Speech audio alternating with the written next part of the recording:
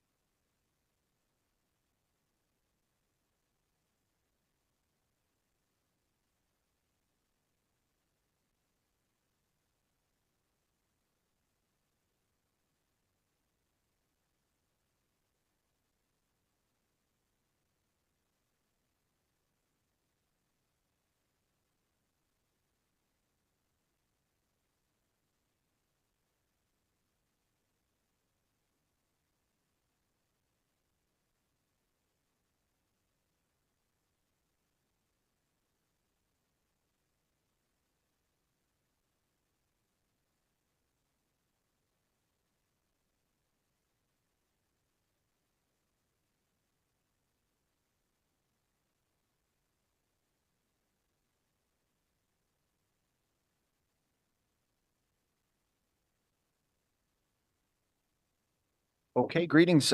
Thank you for joining us this morning, Thursday, the 21st of March, 2024, for our Emergency Preparedness Protective Services Committee meeting, agenda number 10, and I'll ask our clerk to call the roll.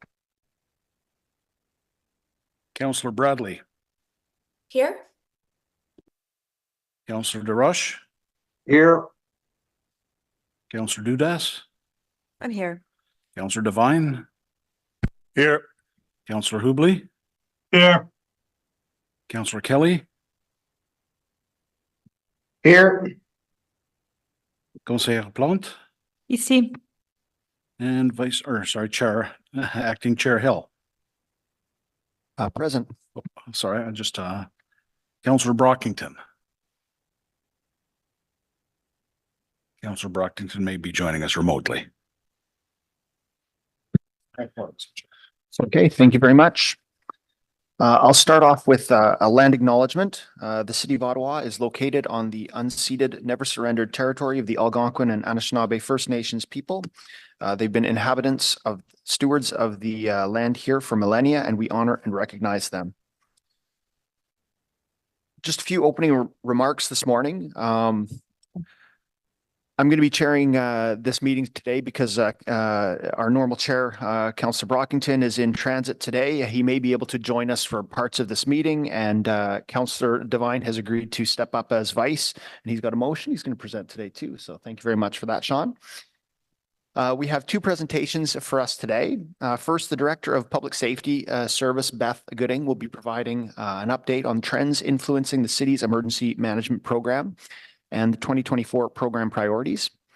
Then Pierre Poirier, the Chief of the Ottawa Paramedic Service, will be providing an update on the launch of the long-awaited implementation of the medical priority dispatch system in Ottawa by the province. The city has been a long-time advocate for the need to modernize the emergency health services system to improve our services to residents, and has been advocating for the implementation of this system in Ottawa for years. The MPDS is the gold standard in dispatch deployment and is used widely across Canada and the United States. And I'm pleased that this system, which is expected to improve the ability of the paramedics to attend the highest priority calls, will soon be live in our city. Are there any declarations of interest? We'll move then to the confirmation of minutes. Has everyone had a chance to review the minutes from the committee meeting of Thursday, 15 February? Are they confirmed? Confirmed. I will then ask serial 4.1, the Emergency Management Program update, our first item on the agenda. It was deferred from our February meeting because this is not a ceremonial presentation. We will require a motion to add this presentation to our agenda. So I'd like to ask Vice Chair, Councillor Devine, to read out the motion.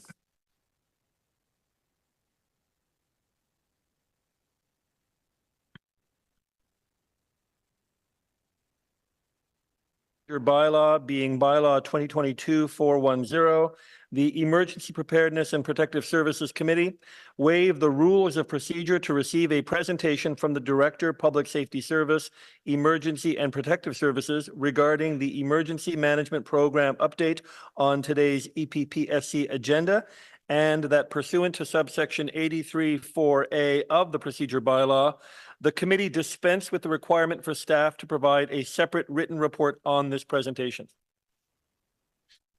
Is that carried? Right. Okay, thank you very much, Mr. Ayotte. Thank you, Chair. I have Director Beth Gooding with me today, and she'll proceed with the presentation, and we'd be happy to answer any questions following the presentation. Thank you.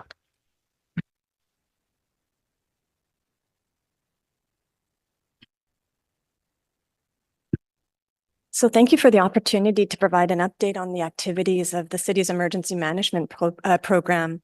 On a été heureux d'avoir l'opportunité ce matin de donner une mise à jour du programme de gestion des situations d'urgence de la ville d'Ottawa. Next slide.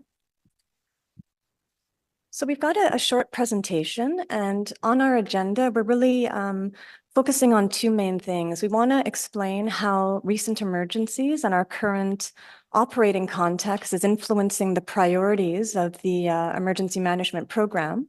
And and we'd also like to explain the linkages between the city's emergency management program and the city's climate resiliency strategy.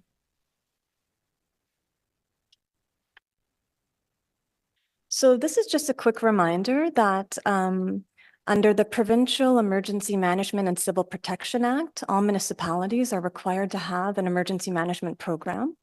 And we're also required to do specific things under that act. The top three would be, number one, we're supposed to have a municipal emergency plan. Number two, we're supposed to have a training program so that staff are ready to respond to emergencies. And number three, we're supposed to have a public engagement program to help residents prepare for the next emergency. The city's emergency management program is supported by a small and mighty Office of Emergency Management, but we always like to remind people that the city's emergency management program is a citywide program. So it's all departments, all services, all boards. Next slide.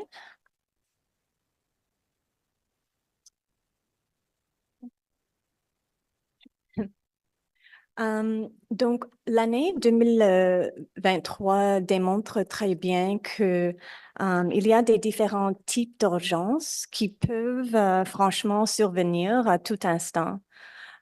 So all we're doing with this slide is showing you the different types of planned and unplanned events that the city prepared for, responded to, and recovered from in 2023. Next slide. So this is just a quick overview of our program accomplishments in 2023. We're not going to spend too much time on this slide because we'll be coming back to some of these concepts in the next couple of slides. But we did want to highlight that we're always trying to find the balance between our requirement to respond and recover from the different types of emergencies like the ones we shared on the previous slide, and then our requirement to prevent, mitigate, and prepare for the next emergency, which is critically important. So we always have that programmatic balance that we're seeking. Next slide.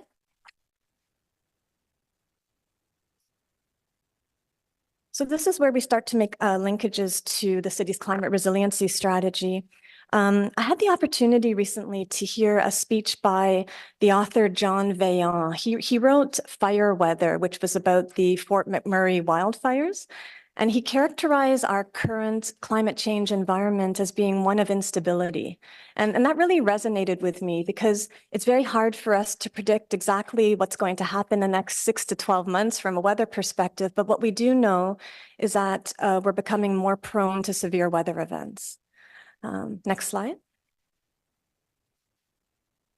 And here's recent examples of different weather events that we've experienced in Ottawa over the past several years. So we've had riverine flooding and overland flooding. We've had a derecho. We've had tornadoes. We've had an ice storm, and we've also had poor air quality due to wildfire smoke. Yeah. Next slide. We also wanted to talk a little bit about some of the other trends that are influencing our program priorities. So the city has an aging population. We also have residents who continue to experience systemic barriers to opportunity. And it's worth noting our large geography because what we are acutely aware of is that residents in urban, suburban, and rural areas experience emergencies differently. And so a one-size-fits-all approach is not appropriate for our city. Also, we are very dependent as a society on critical infrastructure, in particular hydroelectricity and telecommunications. And so those present additional risks. But, you know, this presentation is meant to be a very positive one. Our general manager, Kim Ayat, is always instilling in us a sense of positivity and hope.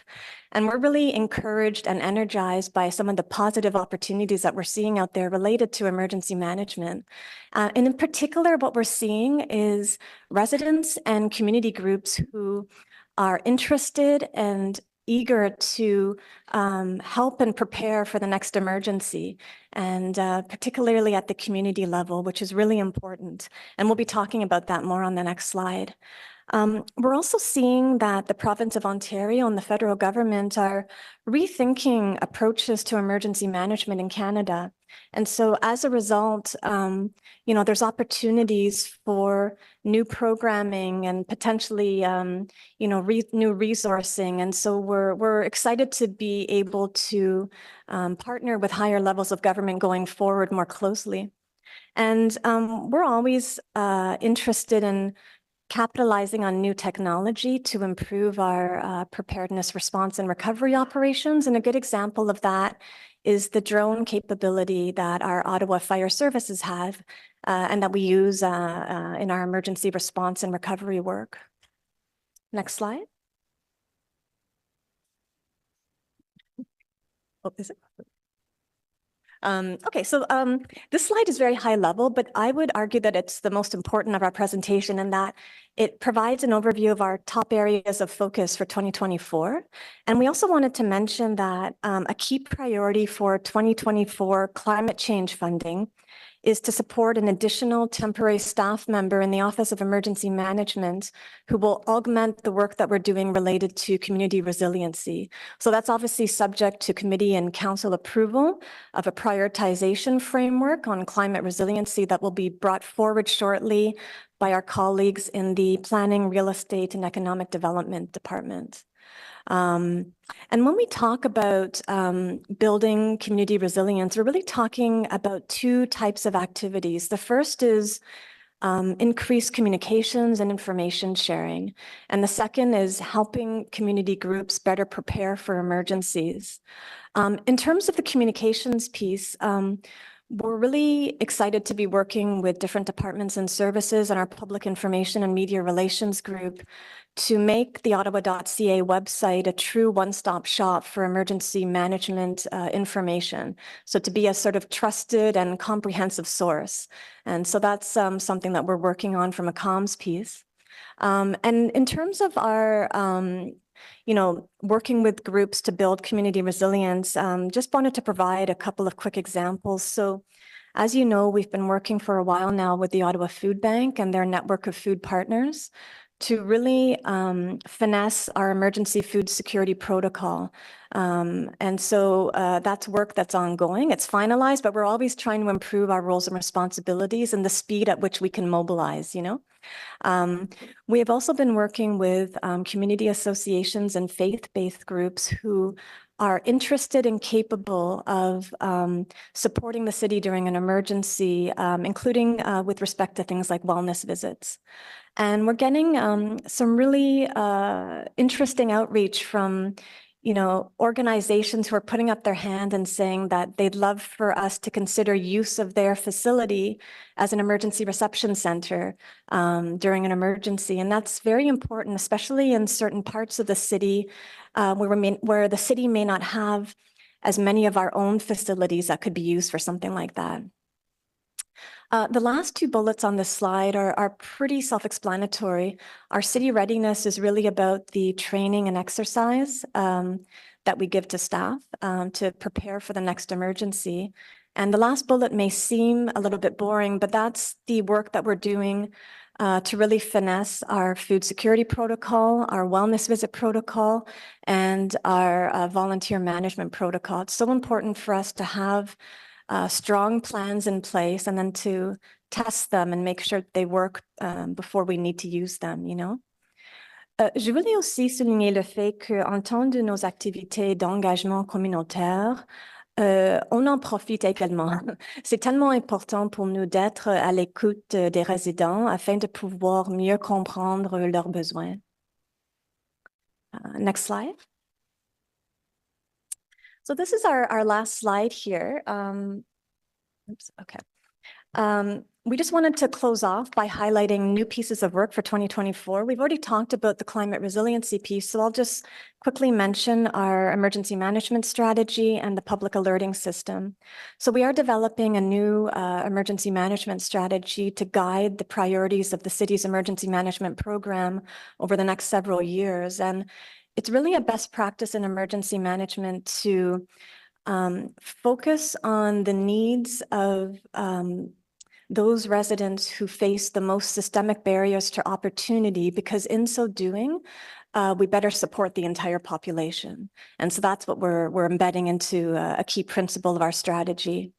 And we have mentioned before a public alerting system. So we're working very closely with Public Information and Media Relations, as well as the Ottawa Police Service, to develop a low-tech public alerting tool that will enable the city and the Ottawa Police Service to send text messages to residents during and after an emergency to provide them with guidance and advice. So I think that's it. In closing, we're very excited about the work that we're doing. I'm very excited by the level of engagement we're seeing in the community. And again, very happy to have had the chance to give you this program update. Merci. Thank you very much, Beth and Kim. We have no delegates on this item, and we will go now to questions from committee members. So over to Councillor Dudas.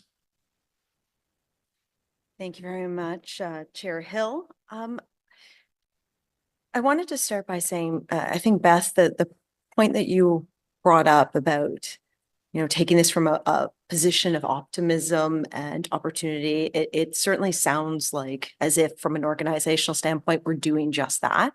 And I think I'm grateful for that, because I think that in this circumstance, when we're talking about the impacts of climate change, which our city has felt its fair share of, there is almost a sense of looking at the doom and gloom of it, of the extreme impacts from a negative perspective. And that is truly the case. But to be able to prepare for it in the best way that we can, to not be reactive, to look at it from an opportunity to bring people together, to educate them, to prepare them. I'm very glad that as a city, that's the position we're taking, because we have to be those leaders and we have to provide people with a sense of hope. So I'm grateful for you for taking it from that perspective. I also noted too that you said it's not a one size fits all. And I think it's very, as city councillors, we know that we represent one of the largest municipalities in North America from a geographic standpoint, but also incredibly diverse, rural, suburban, urban, interurban. We have very nuanced communities. And then if you layer on the people we serve and how diverse they are, there's just extra nuances that we have to take into account.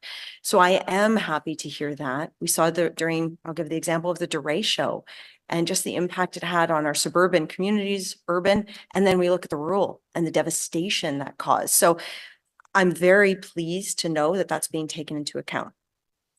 Now, my question is, it's actually a little bit less of that, because I know you're going to continue to keep us updated on this progress. The public alert piece of it, and you mentioned text messages. I know that, I feel like I've been through, and all of us have been through the ringer on these circumstances. I've had water main breaks and power outages on numerous occasions, and storms and tornadoes, and we've had other communities impacted by flooding and things like that. Cell phones, electricity, internet have not been reliable. We can't always count on them to be there. And I am assuming, because you're the experts in this field, that we're looking at other means of keeping our communities and our public informed. Are there other new elements of that public alerting system that you're looking at that don't rely on having a charged cell phone or access to internet, when maybe those things aren't a possibility? Thank you, Chair. Great question. Actually, we understand the importance of being resilient in all of our different communication methods. And texting is only one method. And there's a great segment of our population that do not text. So we're certainly not going to put all our eggs in one basket, if you will. But I'll ask Beth to speak to this as well, or sorry, Director Gooding to speak to this as well. The reality is this is where we need your help as well in your communities because of the vast nature of our geography and the city.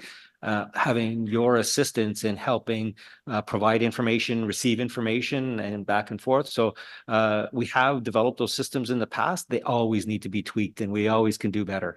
And I'm very proud of the staff and the work that they do to try and improve those types of communication methods. The more intelligence we get from what's happening out in the communities, the better decisions we can make. So it's crucial that we access and that we communicate in as many different media as possible, whether it's radio, television, posters, flyers, any type of information method is certainly we need to consider and we need to plan for or pre-plan for so that we're available to action them when they're required. I'll just ask Beth if she has anything else. Sorry, Director Gooding, if she has anything else to add. Thank you. No, that was great. I'll just say that, so the text messages are kind of a good option, even when cell phone networks are overwhelmed and data is not available. Text messages often get through, but we're always scanning the environment, talking to other municipalities, looking for best practices and talking to residents on how we can improve our communications. And that community engagement piece is another part of that, because what we're finding is that the community associations and the faith-based groups are what I call force multipliers. And what they are able to do is be our boots on the ground and reach people by face-to-face modes, even when technology isn't available. And so that's part of our strategy. Thanks. And I appreciate that. And I think, I had a wonderful example of a community association. I have numerous community associations. All of them are very interested in participating. I'll give one example of the Blackburn Community Association that recently hosted an emergency preparedness night and had city staff come out, but we had fire was there. There was a number of other groups, but they also demonstrated a desire to have boots on the ground. I know that not all communities have that mobilization right now in terms of a unified association. They might have other types of organizations. We have faith-based groups, we have different entities. So I'm so happy to see that city staff are engaging with them.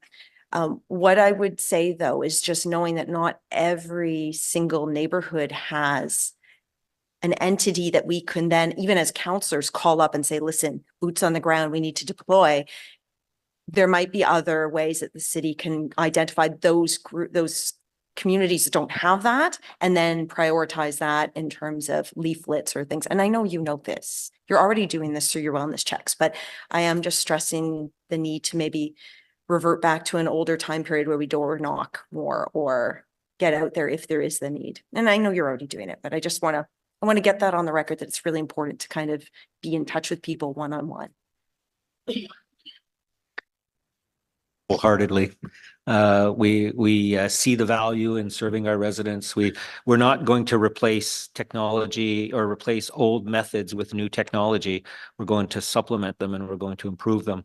And as a result of that, we will hopefully communicate more and better, and we'll continue to do our wellness checks. And the best people in our community are those who serve it as well, not only those who live in it, but also those who serve it. And that's why we take advantage of our fire service and our paramedic service to help with those wellness checks and to go out and knock on doors to make sure that people are okay. That's not going to stop. That's going to continue. We'll just be in a better position to allocate those resources to those communities that actually need it versus, duplicating resources or duplicating efforts where community-based associations or committees are there to help as well. So, but thank you very much for that. And yeah, we guarantee that we're not taking anything away.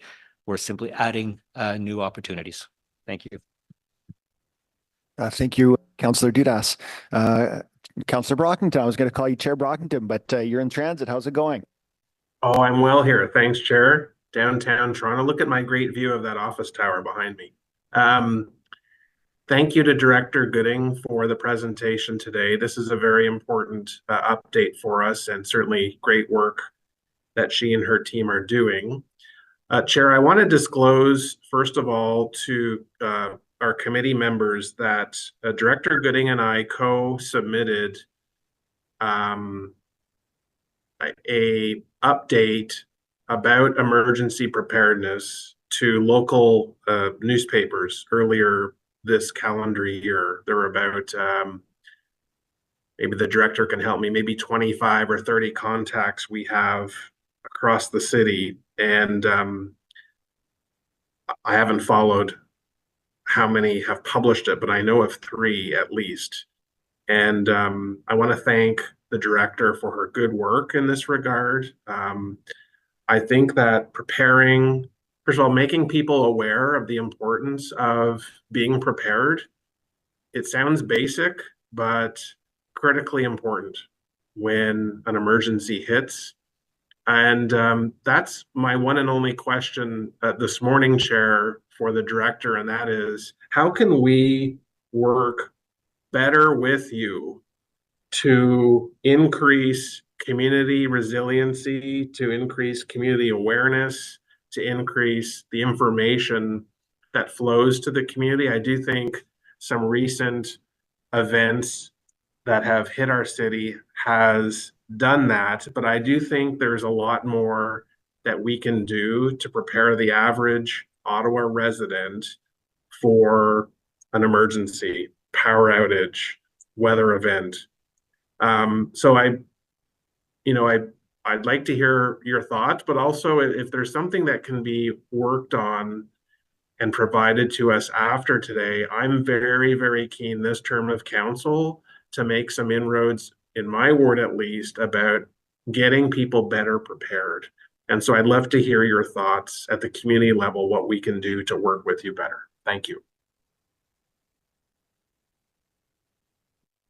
Thank you for the question, Chair. So it's a really important point, and what we're always trying to do is cast our net wide in terms of the vehicles through which we engage with people. And I think that there are 2 main categories of opportunities I wanted to highlight here. So in terms of our public engagement, it's really important to meet people where they are.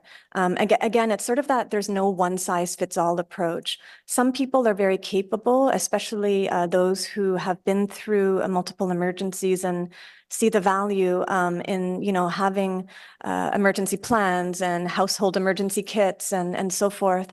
Some people, due to other factors, are not. But at a minimum, we encourage people to at least know who to contact during an emergency, who to reach out for help, and how to reach out to them. And for those people who are at that more minimal level, what we're also doing by way of a second opportunity is really working with a variety of service providers who are already potentially supporting them. So for example, we have a very good relationship with Ottawa Community Housing, and we know that they have been over the past several years enhancing their own emergency preparedness work. I've mentioned the food bank and that network on many occasions. Our Community and Social Services Department has a variety of human needs partners, social services partners that are doing the same. And so basically, we're reaching out on multiple fronts, tailoring our messaging, repeating our messaging, and reaching as many partners as we can. Thank you very much, Councillor Brockington. Vice Chair Devine. Thank you, Chair. Thank you, Director Gooding and GM Ayot for this presentation. These are always some of the most top of mind conversations for myself and my team. I'm struck by one of the words I heard you use early in the presentation, which is the predictability of increased instability. And I think any emergency planner, the presence of instability is probably a scary concept. And if we know that we can predict increased instability, it behooves us to take a greater stance on being as prepared as we can for that instability. just a few things I want to zero in on. I very much appreciate, Beth, the ongoing work on building up those force multipliers. I know that one thing that we are continuing to look towards is that we have a well-prepared, well-organized chain of command, systems of communications from top all the way down to residents so that they know where their information will be coming from. So I'm certainly eager to continue that work with you. Just a few small little questions. You mentioned that this year, one of our priorities is turning the website ottawa.ca into a one-stop shop. Do we have a rough timeline for how that progression will happen? Because I imagine that's going to have to go through a few phases of design and testing. So do we have a rough timeline for when that one-stop shop emergency information thing will happen? Thanks for the question, Mr. Chair. No, multiple departments and city services are working on this. I know it was discussed last week at the Environment and Climate Change Committee related to flood information. It's, you'll see this come up in the climate resiliency strategy. You'll see multiple players involved, and we're doing our best to work on it as fast as possible, but no firm timeline. Yeah. All right. Well, I mean, because if we are putting importance on, and I agree, like other colleagues mentioned, whether it be electronic information through texts or a website, obviously we're going to want to have multiple channels whereby we can direct information. If, however, there is a priority on making the website a key information point, I think it would be good to put a goal in place and then to work backwards from that goal. I think that would be a great thing to do. Where'd it go? You mentioned earlier in your presentation that there may be federal opportunities for new resources tied to emergency management. Do you have any more information on what kind of, because I appreciate the fact, I will certainly appreciate the fact if the feds, because we talk many times around these tables about needing to look to higher levels of government for additional levels of funding. Are you saying that there is more of a conversation at the federal level of investing in climate resilience and emergency preparedness, and that there may be opportunities for municipalities to get that? And if so, do you have any more details on that? Yes, thanks for the question, Mr. Chair. So the federal government is looking very seriously into the development of a humanitarian workforce. They have been consulting with different levels of government and in different cities. During their Ottawa-based consultation, I was invited to participate in the discussions. It's not, so they're writing a report, which will be released, I believe, in the fall of this year. And I don't think they have a clear vision other than that they are trying to consider what would be required to create a framework to enable across Canada a network of volunteers who are ready and able to respond, to prepare, respond, and recover from emergencies.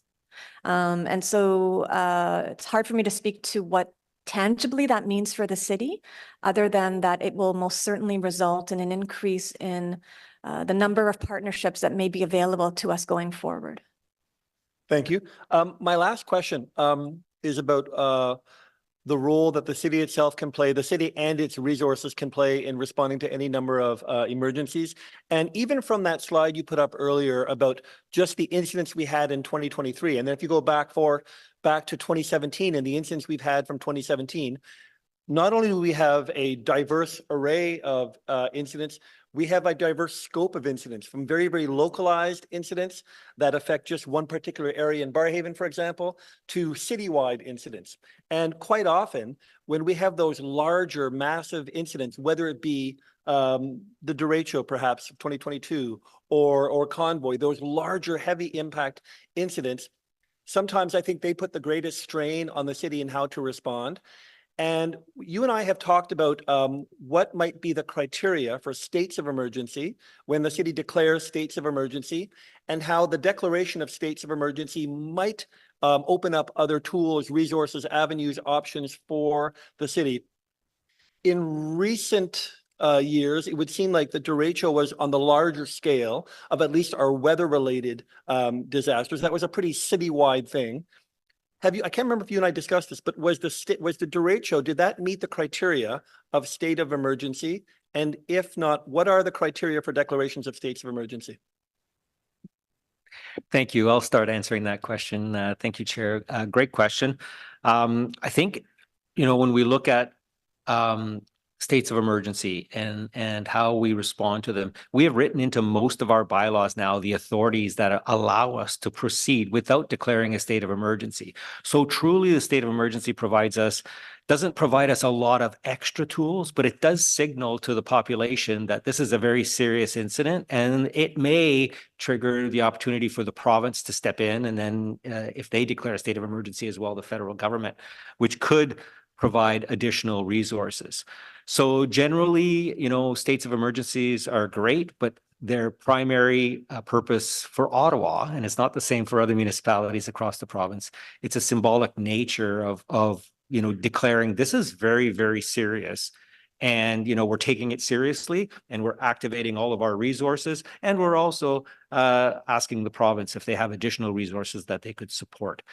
So there is a need for a state of emergency declaration in many instances. But if we have things under control and we feel confident that we can assure the residents that things are under control, then there's a discussion that has to take place at the senior level and with the mayor's office, because only the mayor can declare the state of emergency on, what that would look like. And we generally make recommendations to the mayor whether we should or not. But again, if it's politically symbolic, then that decision may be at the mayor's office, solely at the mayor's office. So as I understand it, then there's a difference between, like, for example, when the city of Ottawa declares housing state of emergency or a climate state of emergency, that's different than declaring a state of emergency from a particular disaster event? That's correct. All right. Yeah, most of those are just declared as a housing emergency and not a housing state of emergency. Thank you, A sir. state of emergency means the state we are in right now is an emergency, and we need to deal with it, in an emergency type setting. So I think there's some wording there that could be different. And would the derecho not have met that state of emergency level? I'll ask Beth to speak to that. I believe it does, but our response to it was relatively robust. Great. And Then we I'm had good. a lot of community. We had a lot of community resources, and we had an ability to respond. So we always sometimes fear the cry wolf effect as well. If you declare a state of emergency on absolutely everything you're dealing with, then someone may come back and ask you, Absolutely. is the city prepared for anything? Good. So we certainly want to try and use it to show the importance of the situation. Great. Thank you. Thank you, Chair.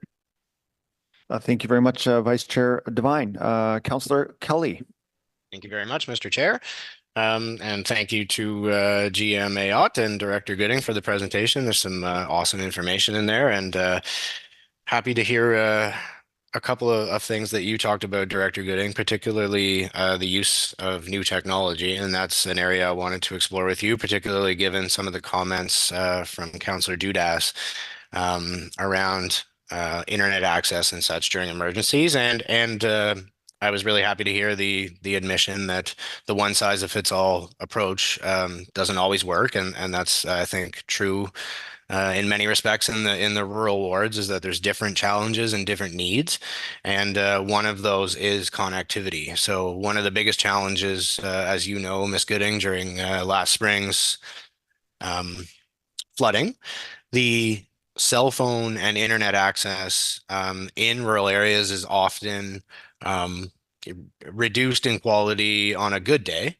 And sometimes during emergencies, as we've seen, the power is either already out because of an adverse weather event or needs to be cut off because of water surrounding homes, and creating dangers for people. And when the power goes out, they hold back. It's my understanding that broadband, and a certain amount of that capability is reserved for emergency services. So our ability to connect and get good quality cell service and internet service is always reduced during those times, in a community that already struggles with connectivity. So, and I heard you talk about the use of new technologies, and I just wanted to see if there's been any thought or consideration given to, um, or if we know of the existence of technology that could potentially boost communications capability, internet access, and cell phone service in rural areas during emergencies. So,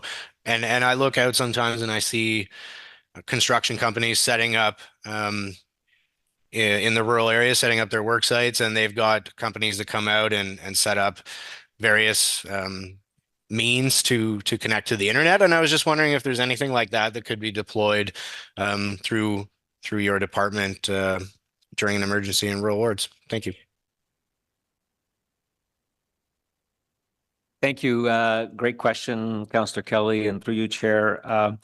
Yeah, I've been personally involved in projects with the federal government and military and other local through some of the federal programs where we've been able to identify and develop an actual net, a standalone net type system. We're not in a position to actually deploy that right now, although the project was successful in identifying the proof of concept. This was a few years back. The reality is if we had a localized situation where we needed to look at that, I think that there is a possible source that we could access. It's just we need to do a lot of the legwork ahead of time to make that happen. We certainly appreciate the rural area has those difficulties. I'm very proud of the people who work in the rural area and of our rural constituents, or your constituents and the citizens of Ottawa, is they're very innovative, and they're very good at taking care of themselves for a period of time. And I would suggest that, you know, when we talk about a 72-hour plan, I know that a lot of our rural citizens have, you know, developed their 72-hour plan and are ready to actually survive. And they do that by the very nature of them being isolated to a certain degree from a lot of other resources. Also, we have great emergency services. Our volunteer firefighters are amazing. They're not only part of the community, they're also the citizens. So they see that value. So there's constant education out there to help people, you know, how can we move forward with the 72 hours and be prepared in the event that larger resources aren't able to come and help us. So technology-wise, I think we still have some work to do to be able to set up a net specific to a geographic area to make sure. I believe the proof of concept is there. It's just a matter of developing the technology and being able to further that initiative. But I'll pass it on to Director Gooding if she has anything else to add. Thanks for the question, Mr. Chair. So I just wanted to add, because that was very comprehensive and great, but I just wanted to add that we are seeing that 5G is going to eventually be a game changer, although I know the rollout is not comprehensive yet. But just to give you an example, during the last year's spring flooding, you're correct that we had some cell phone coverage issues in West Carleton, but about 6 months later, we sent staff from Recreation, Cultural, and Facility Services over to do some testing, and they found the results improved even within just a 6-month period, and that was just a direct result of 5G. So we're staying on top of it. We're looking at other technologies. I know that some emergency services in Canada are investing in satellite technology. So very happy, Councillor, to take this offline and follow up with you directly. Thanks. Thank you, Councillor Kelly. Is that all your questions? Yep, I'm done. Thank you very much. Councillor DesRoches. Yeah, thank you very much, Mr. Chair, and thanks to staff for the delegation. And I'm pleased to see once again the commitment to working with volunteer groups and faith-based groups across the city when we have the need for help, especially at the local level where we just have limited capacity and are working on that capacity. And my view is the door should be open to these faith-based groups. In my experience, I've never seen them hand out a brochure. I've never seen them do any faith-based work. The work that they do has been solidly committed on helping people when they're in need. So pleased to see that underway.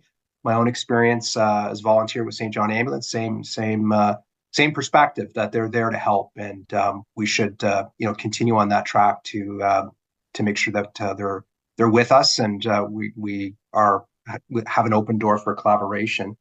I think given the situation we've had over the years, it's great to see that this branch is really starting to weigh in the decisions we make as an administration, as a city council. And I'm looking to see you weigh in more going forward. And there's going to be some difficult decisions where we have to pick a lane in terms of our priorities and the importance of emergency preparedness. So that may mean things like a reliable natural gas system, so that when the power is out, that people can still heat their homes in the wintertime.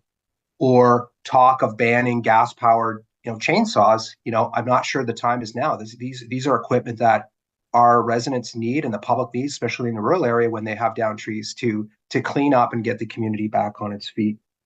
And I have been advocating for a long time for Wi-Fi capacity at Fred Barrett Arena.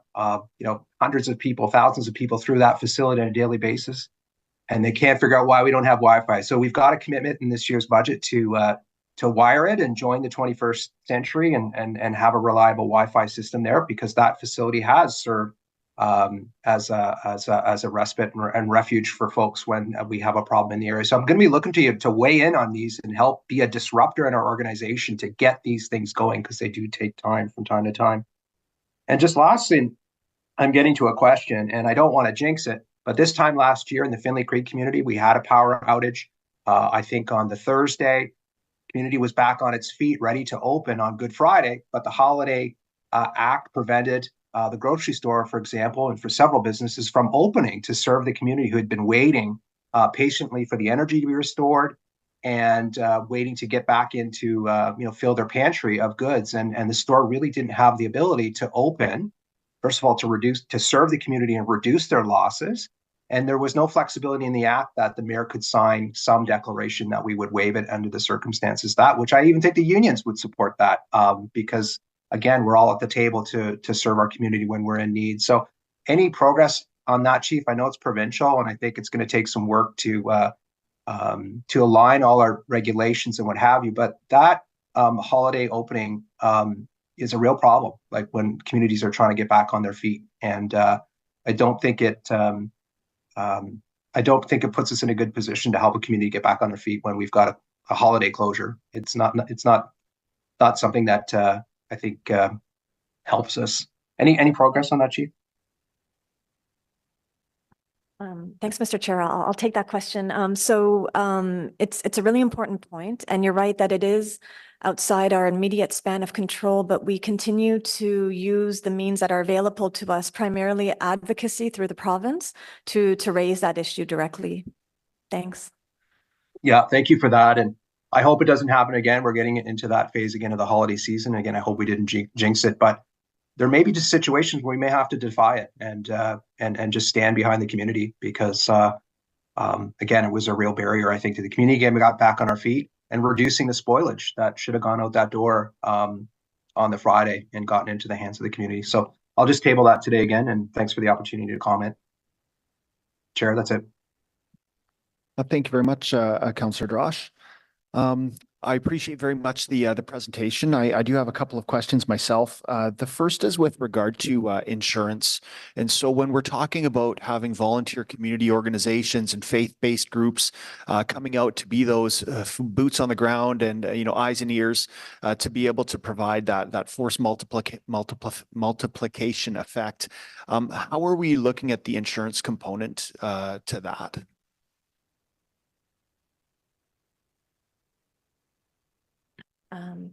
Thanks, Mr. Chair, for the question. So the insurance is an important criteria in terms of how we work with different types of volunteers. To go back to Councillor Devine's question, when we declare a state of emergency, a special labor law comes into effect that sort of designates all volunteers that work with the city as employees of the city who are basically covered by insurance. When we're not in a state of emergency, that coverage doesn't exist.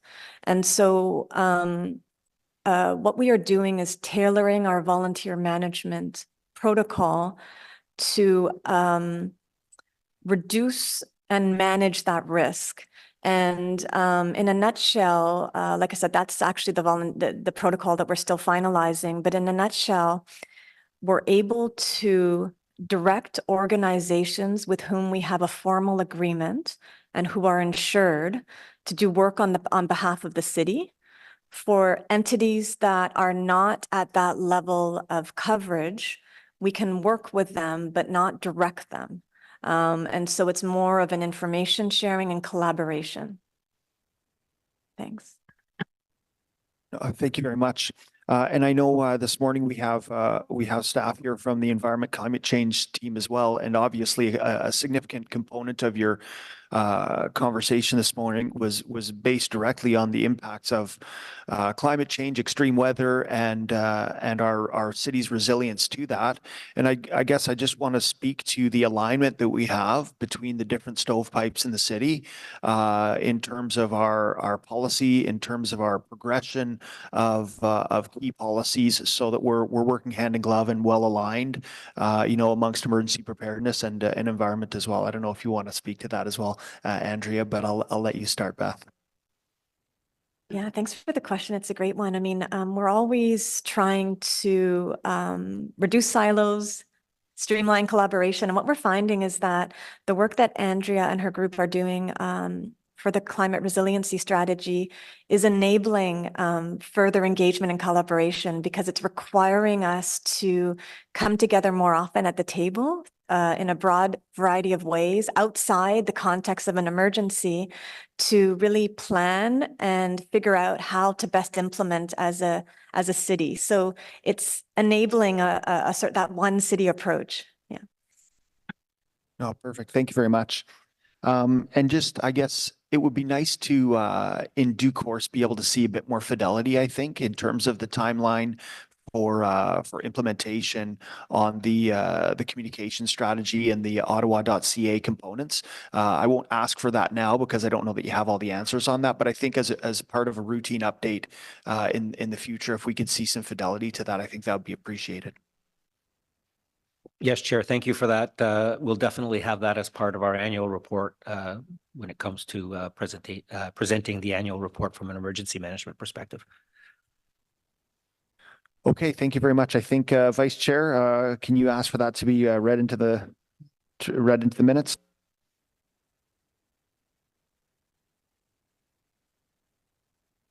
Receive the presentation from the Director of Public Safety Service, Emergency and Protective Services for information. Is that carried? Carried. Received. Thank you. On to agenda item number 5, the Emergency and Protective Services Department, Ottawa Paramedic Service implementation of the Medical Priority Dispatch System. Thank you, Chair. While Chief Poirier sets up, I just would like to say that, this has been a long time coming, and the city is extremely pleased with this change. And we're very happy that the province has agreed to move forward with this new system. And I think you'll see through the presentation that this will provide our residents who are in greatest need of immediate emergency care an ambulance. Whereas even today, we find ourselves at level zeros at times where that's not possible. And while we try to manage it based on the information we're receiving, this new system will dictate it. And those lesser emergency situations that aren't critical will take longer to respond to, but their chances of survival are much greater. So I think as Chief Poirier goes through the presentation, it'll be very clear on the differences. And this is a very welcome change and another good news story for the City of Ottawa. Thank you. Chief Poirier. Good morning. And absolutely echoing General Manager Ayot's comments. April 10th is going to be a proud day for the Ottawa Paramedic Service, and I think it'll be something of true benefit to our community. Just the next slide, please.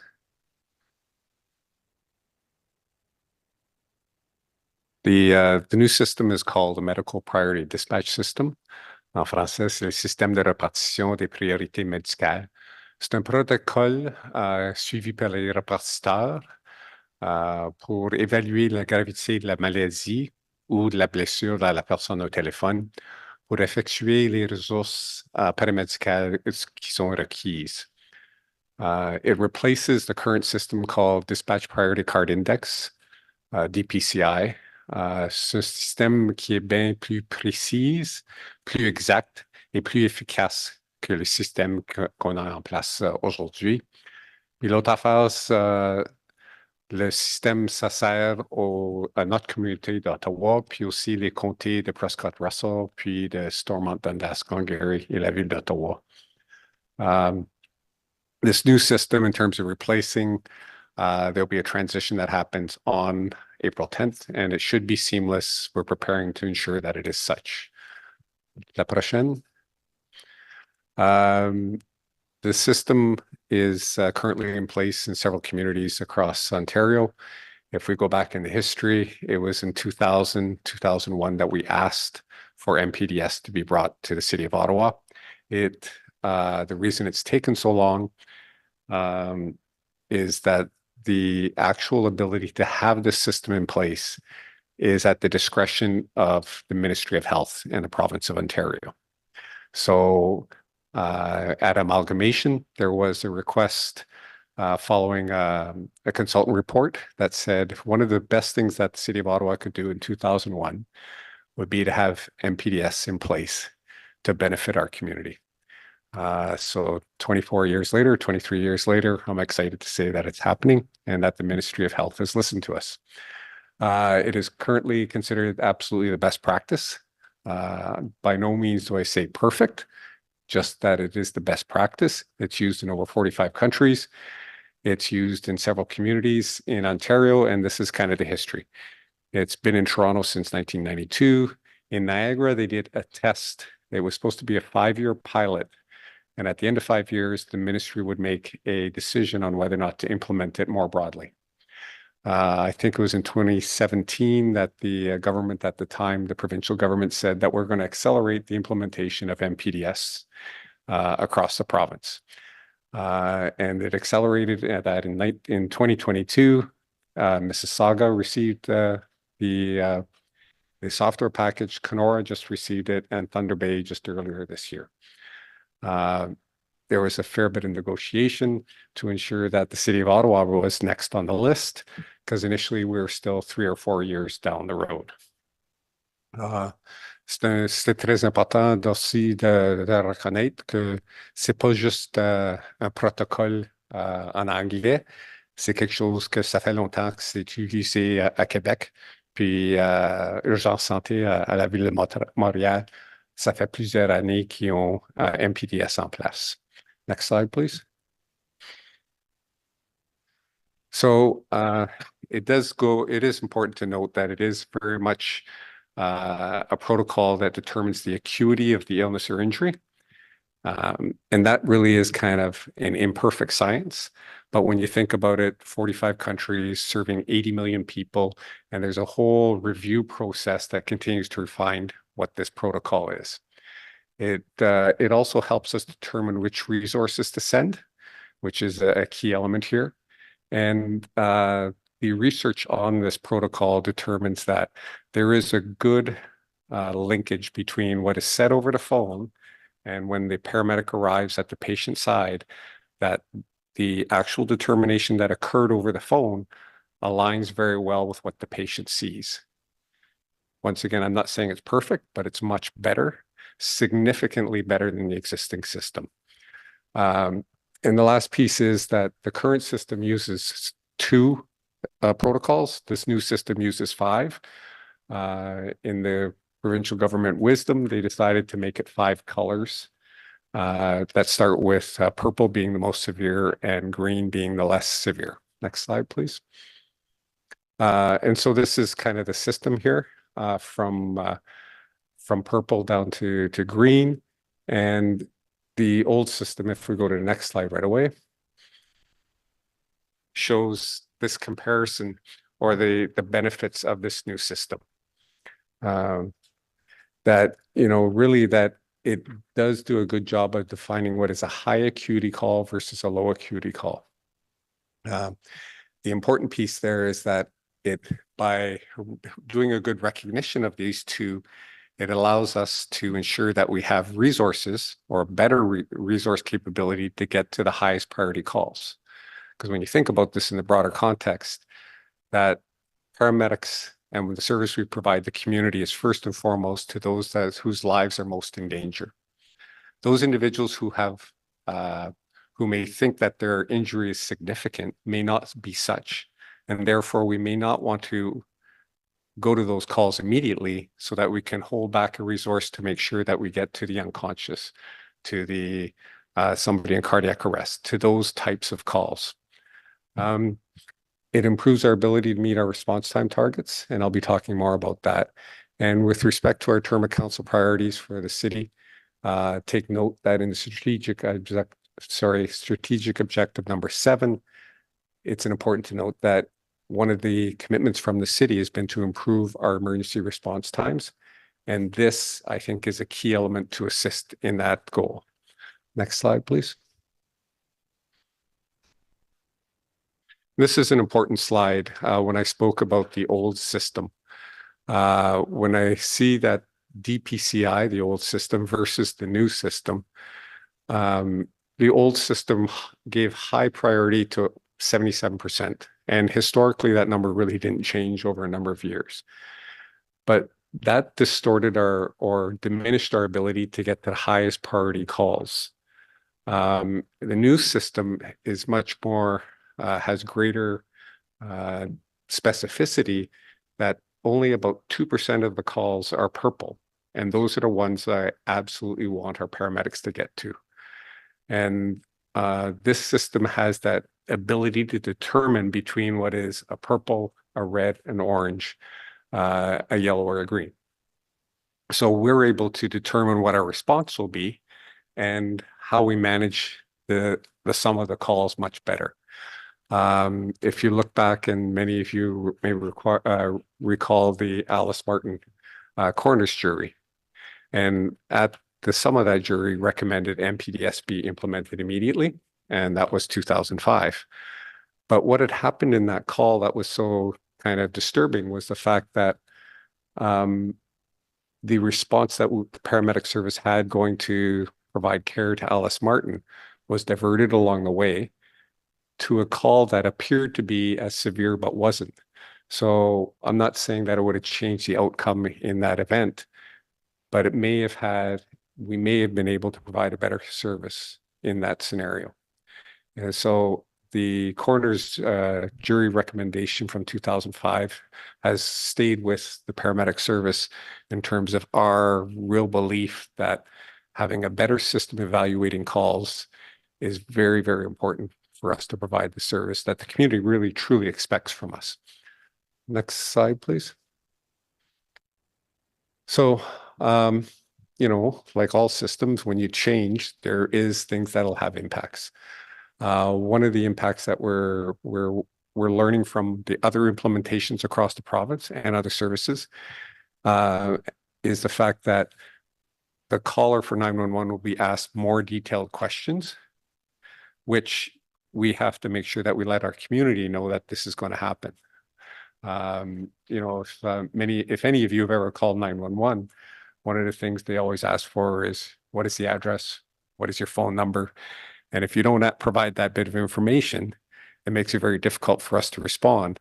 But if you're in a panic situation, it's one of those ones that, well, why you keep asking me that? The new system is going to ask more questions so that we can be better at the other end to make sure that the right resource goes and has the right priority. So key elements are that if someone phones 911 and says, my spouse, my family member is not breathing, we will be dispatching immediately. That will not necessarily improve, but will be a principal tenet of this new system. The important piece for us to communicate back to the community is that non-life-threatening calls may wait longer. And that is going to be our challenge, to speak to the community, to let them know that this may occur because we're holding a resource so that we can get to that 911 call where somebody has said somebody's in cardiac arrest. Now, a key element of that will also be that when people wait, we are going to follow up and make follow-up calls to say, how are you doing? Has anything changed? And if things have changed, we'll reprioritize and go back through the process. But the key element here is for us to manage our resources better as we go forward to get to the most important calls on a regular basis with a high degree of reliability. And this system helps us get there. Next slide. So how did we get here? I think the announcement was April last year that the Ministry of Health announced that they'd be changing over to system here in Ottawa. We've been working furiously, and I stand here in recognition of the team that is putting this together. 100 hours of training for every communication officer. They are now being certified as emergency medical dispatchers through this organization called the International Academy of Emergency Dispatchers.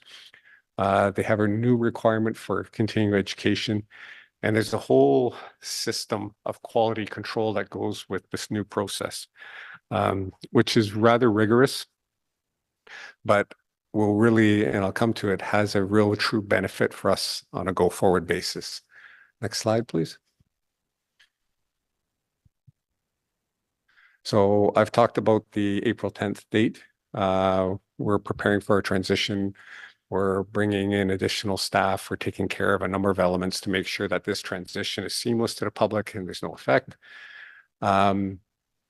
It's important for me to mention that our response time performance plan will be updated as this, and I'll come back to you, to committee, to have another discussion about what our performance standards should be.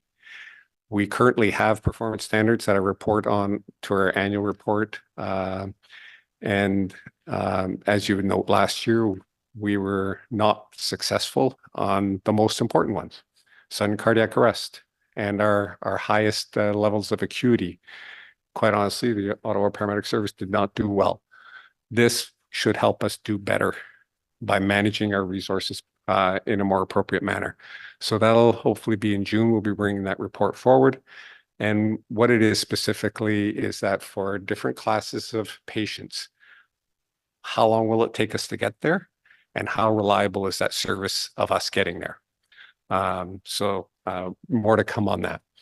And then the last piece I think is quite fascinating, or I'm excited about as well, is the fact that we will be doing performance reviews with the intent to get to this thing called ACE accreditation, which is the Accredited Center of Excellence. And if we achieve that, and I expect we will, within a year, that'll permit us to look at other options within the dispatch center, our communication center, to manage calls once again, even in a more broad level. And what I mean by that is to do a secondary triage. There are places in the world where you phone in, they assess your call, and they say, here, maybe you should speak with this individual who can provide you with pathways of how we can deal with your complaint or with your injury without having to send a paramedic. But that's a year down the road. But we will get there. The whole idea of secondary triage is still providing a safe service, the appropriate service to our community, but once again, being able to manage our resources level so that we're always saving ourselves and being able to provide that immediate service to those who have life-threatening injuries. Next slide, please. Oh, I think that was the last slide. My apologies. Excited for April 10th. Thank you. Merci. Thank you very much, Chief. Vice Chair Devine. Thank you, Chair. I just want to generally convey my admiration and appreciation for this. And generally, this committee over the past several months, whether it be the use of care, I can't remember the term, but the use of care bylaw, the use of lawn care and how we adapted that bylaw and the general bylaw workforce plan, the fantastic innovations we heard from fire services at the last meeting, my ongoing appreciation for Director of Emergency Management, and here today from you, Chief, and also what we heard several months ago about the use of taxis for ambulatory services. I'm just really consistently grateful for the innovation that you are demonstrating on how to best marshal our resources at a time when our resources are always challenged and the crisis is increasing. And you promised because I remember last year we had the report from you where you laid out just what are the risks with level 0, and you promised innovation as a partial solution to that while we wait for Ontario to help us out.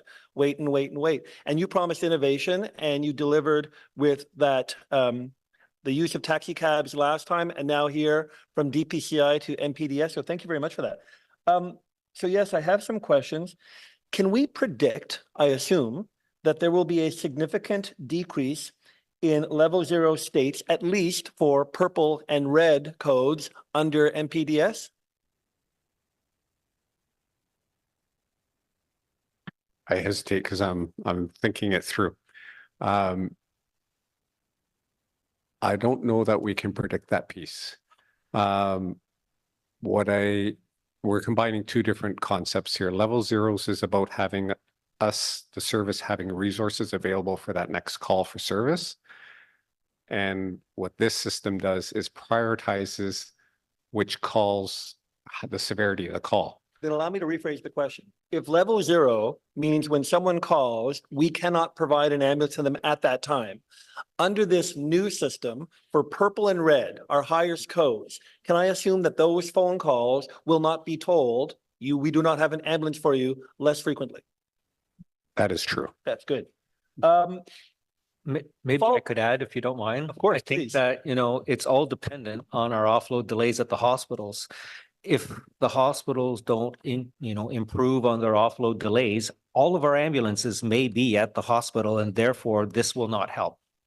Of course, and that is, but at least here, the city is doing what it can to how do we best manage and mitigate and modify and adapt when faced with problems, challenges outside our control, unless we write another letter.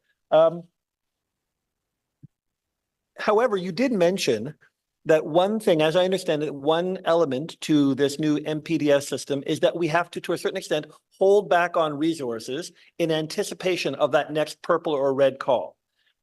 And that's an interesting concept, but I can understand it. So we won't just be sending out on a first come, first served basis. We will be holding back on resources, just like you keep the table open at the fancy restaurant in case the VIP comes in. But are there criteria for how long we might hold a resource in check?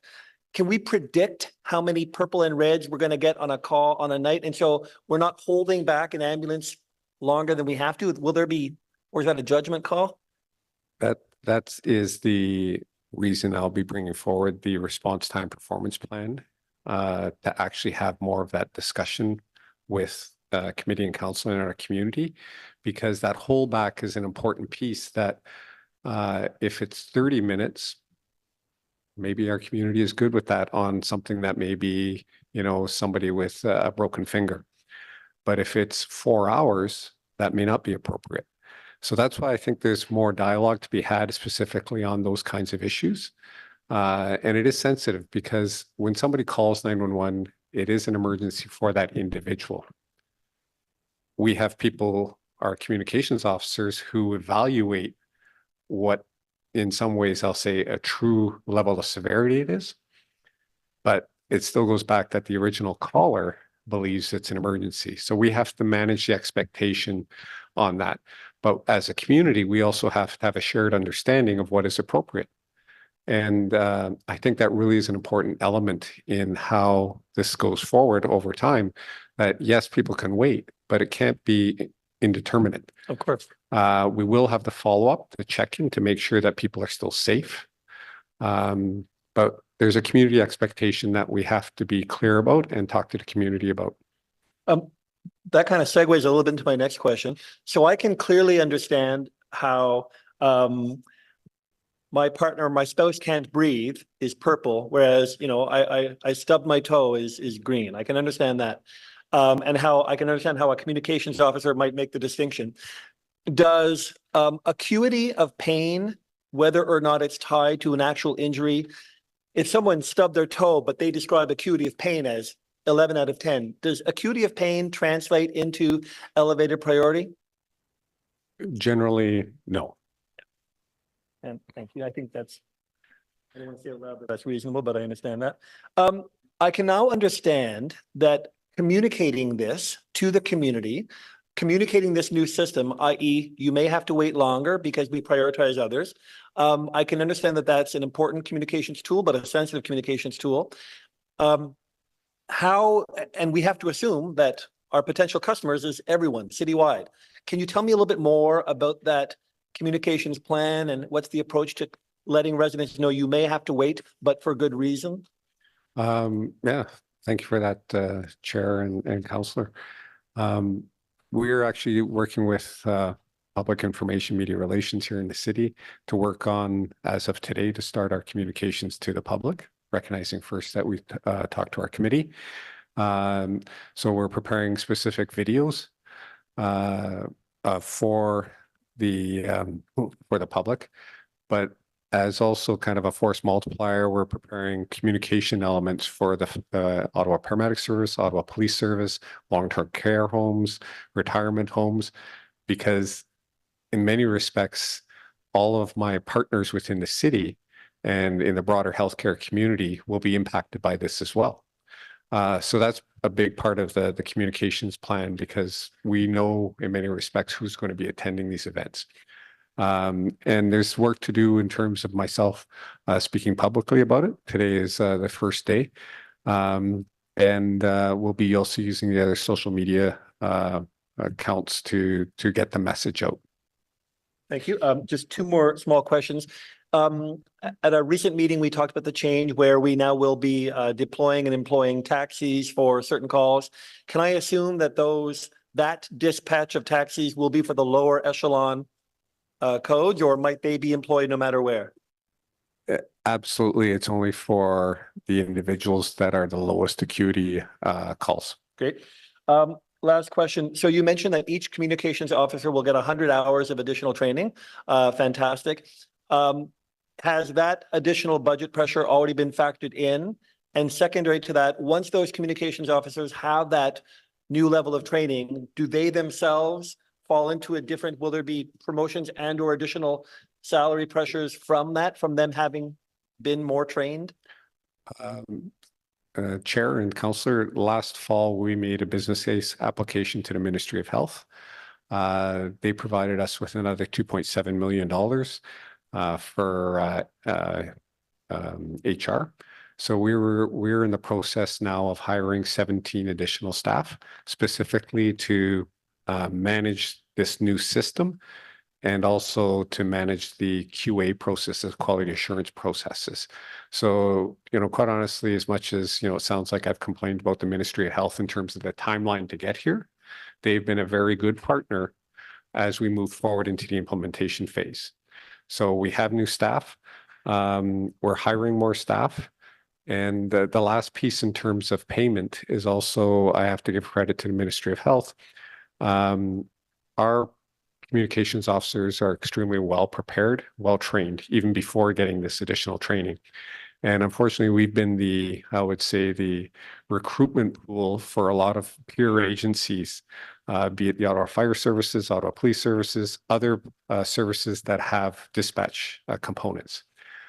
We've been losing staff, and primarily, in many respects, due to the pay differential, which has been significant. Once again, we made application last fall, and the Ministry of Health has provided additional funds to support that. And we went through a market adjustment within the city to bump up the compensation rate for our communications officers so that we will not have the same recruitment issues that we've had previously. And that's been a very positive step. So we've had additional staff. additional funds from the province and a market adjustment that has been very, very positive, been well received in our communications center. Great. Thank you very much, Chief. Very happy with this. Thank you, Chair. Thank you very much, Mr. Vice. Councillor Dudas. Yes, thank you very much. My question about communications and how you're going to share this information with the public outside of them calling in and receiving it from a dispatcher has been answered. So thank you for that. I'll just quickly, when it comes to new systems, new technology, I am always a fan of having another jurisdiction try it out first, go through the growing pains, and then us adopt a robust system. I just have to point out the ridiculousness of the length of time it has taken us to get to this point, and how pleased I am that we're finally here. Like over 20 years. My eldest daughter's 24. I mean, it's been her whole lifetime for you to try to have this adopted within our municipality. So I won't belabor the point. It's unfortunate that it's taken this long, but I am so pleased to see that we are on the cusp of launching this. And I would say too that, once again, there will be some change management with the community to know that what to expect. But I also hope that this will mean that our highly trained, incredible paramedics, our dispatch teams, all the folks on the front line will be able to do what they do best, which is actually deal with those high priority, life-threatening circumstances. And then obviously get to those other ones too, but that there'll be more of a focus on what they're supposed to be there for, and making sure that we're saving lives. So I don't have a question that, because my question was asked and it was answered very well. But I just wanted to say that it's taken us a long time. I see how you're smiling throughout the entire presentation. I think it's well earned. And to the entire team that's been doing the negotiations behind the scene to get us here, I very much appreciate it. I'm looking forward to seeing how this improves our system. Thank you very much, Dudas. And just in time, Councillor Plante. Oui, merci beaucoup. Il fallait que je cherche mon café. So I was just wondering, how does this align with the new 911 system that's set to be implemented, I believe, in the next coming months? Thank you, Chair. Thanks, Councillor. The 911 system is separate and distinct. So this is how, I'll say in the simplest terms, that this is a computer system that manages the call information we receive. The 911 system is the telephony that answers the calls and basically brings the call to us. There is no direct implication between the two. And if anything, this system, based on the fact that it's so widely used, not just here now in the province of Ontario, but across the country, will line up well with the new telephony that we're talking about in terms of 911. And I look forward to that. And just to follow up, in the color scheme you showed, where would an overdose fall on that scheme? Depending on how the overdose presents. So if it's an individual who is unconscious, unresponsive, that'd be a purple. If it's an overdose that somebody is conscious, alert, aware of their surroundings, but having anxiety, all those other parts, and depending on the level of responsiveness, it may be a red or an orange. Thank you very much, Councillor Plante. After the presentation and questions of staff, the recommendation is that the Emergency and Protective Services Committee recommend Council receive this report for information. Is this item received? Thank you very much.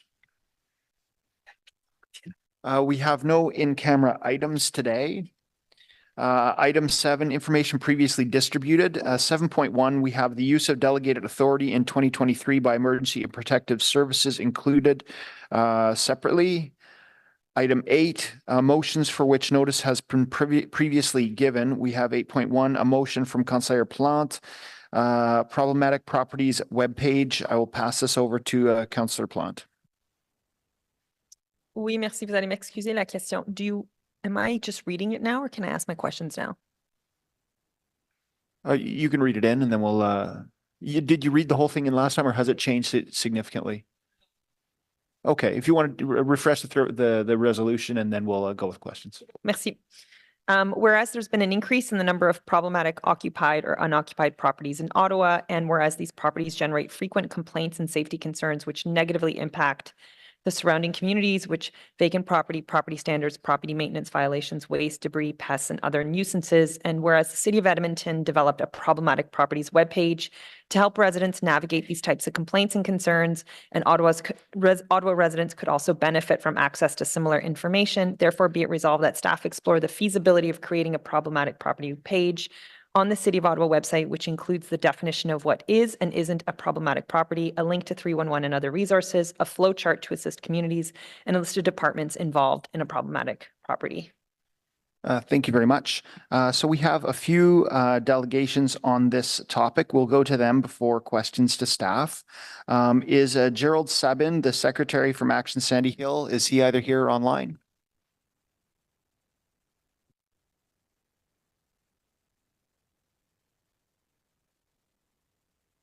Hello, sorry, I'm here.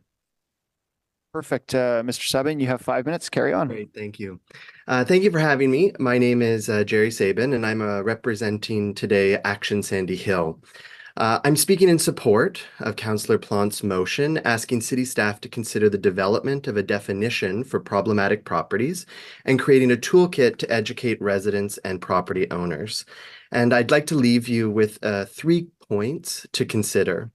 First, this motion is an important first step towards adopting a proactive approach to problematic properties.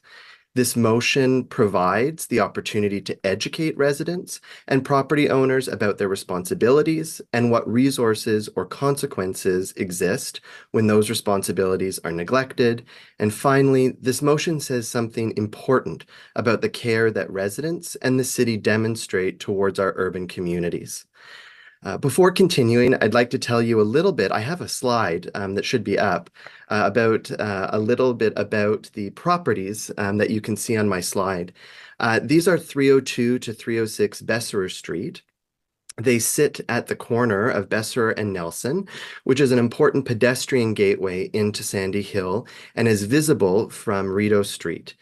This property has been unoccupied since at least 2022 and has had several fires. It has also been the site of continual calls to bylaw, fire, police, and ambulance services. It took over a year for the property owner to take adequate measures to protect this property and a Herculean push by residents, the city, and our councillor to just get a fence installed.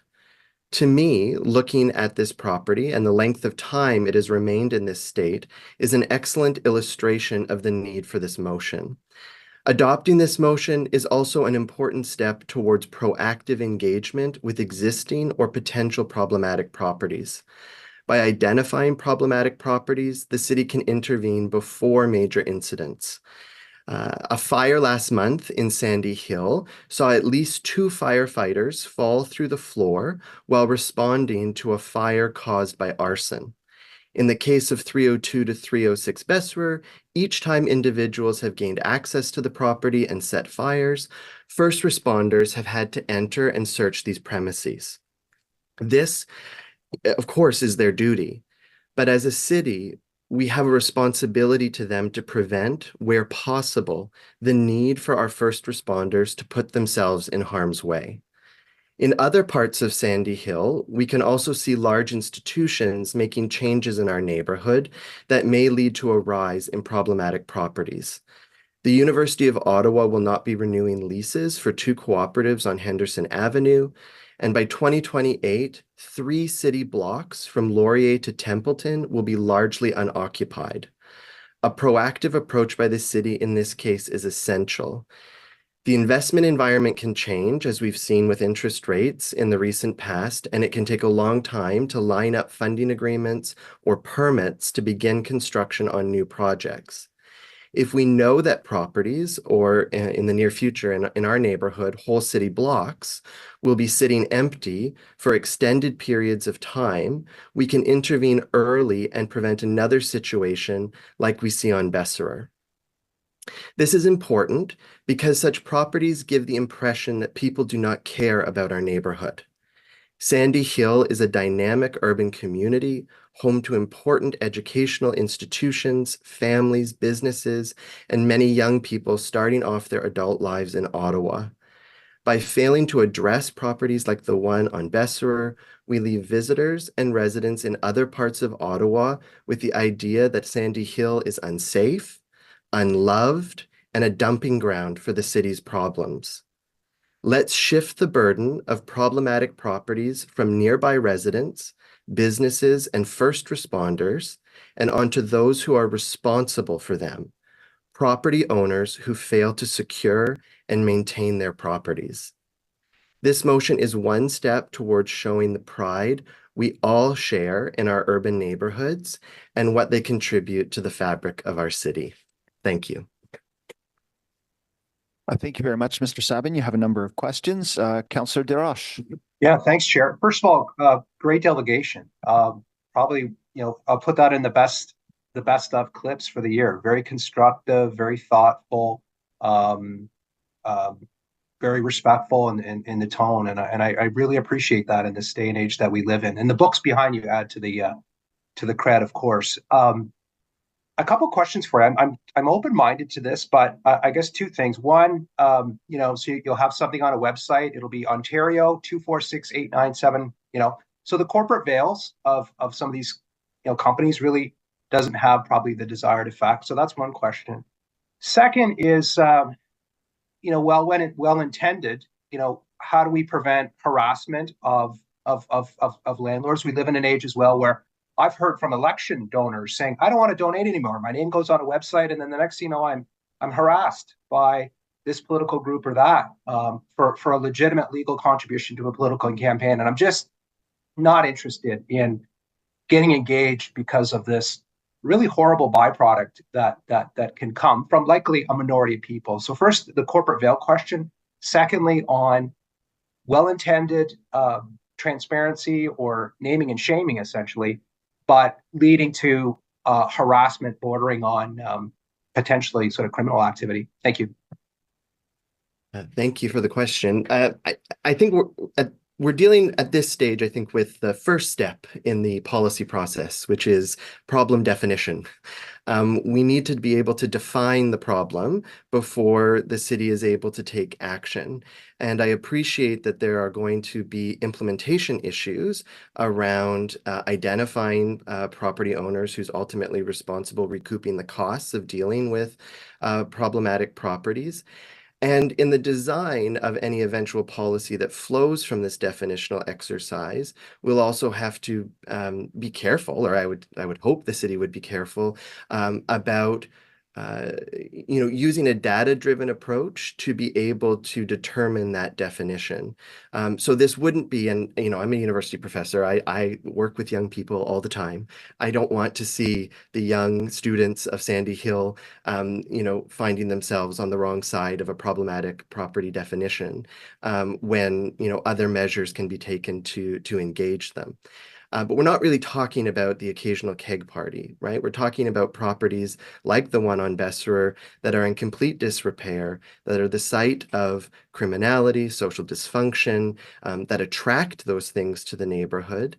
And that also, and I don't have those numbers, I'm not privy to them, but I know the city must know how much they've spent of ratepayers' money dealing with the problems related to those properties. And I think that ultimately the burden has to be shifted from the psychic cost to neighbors and residents, and of course, first responders, to those who are actually causing the problem, which are the individuals or the numbered companies or the investors who are failing to live up to the responsibilities of property ownership.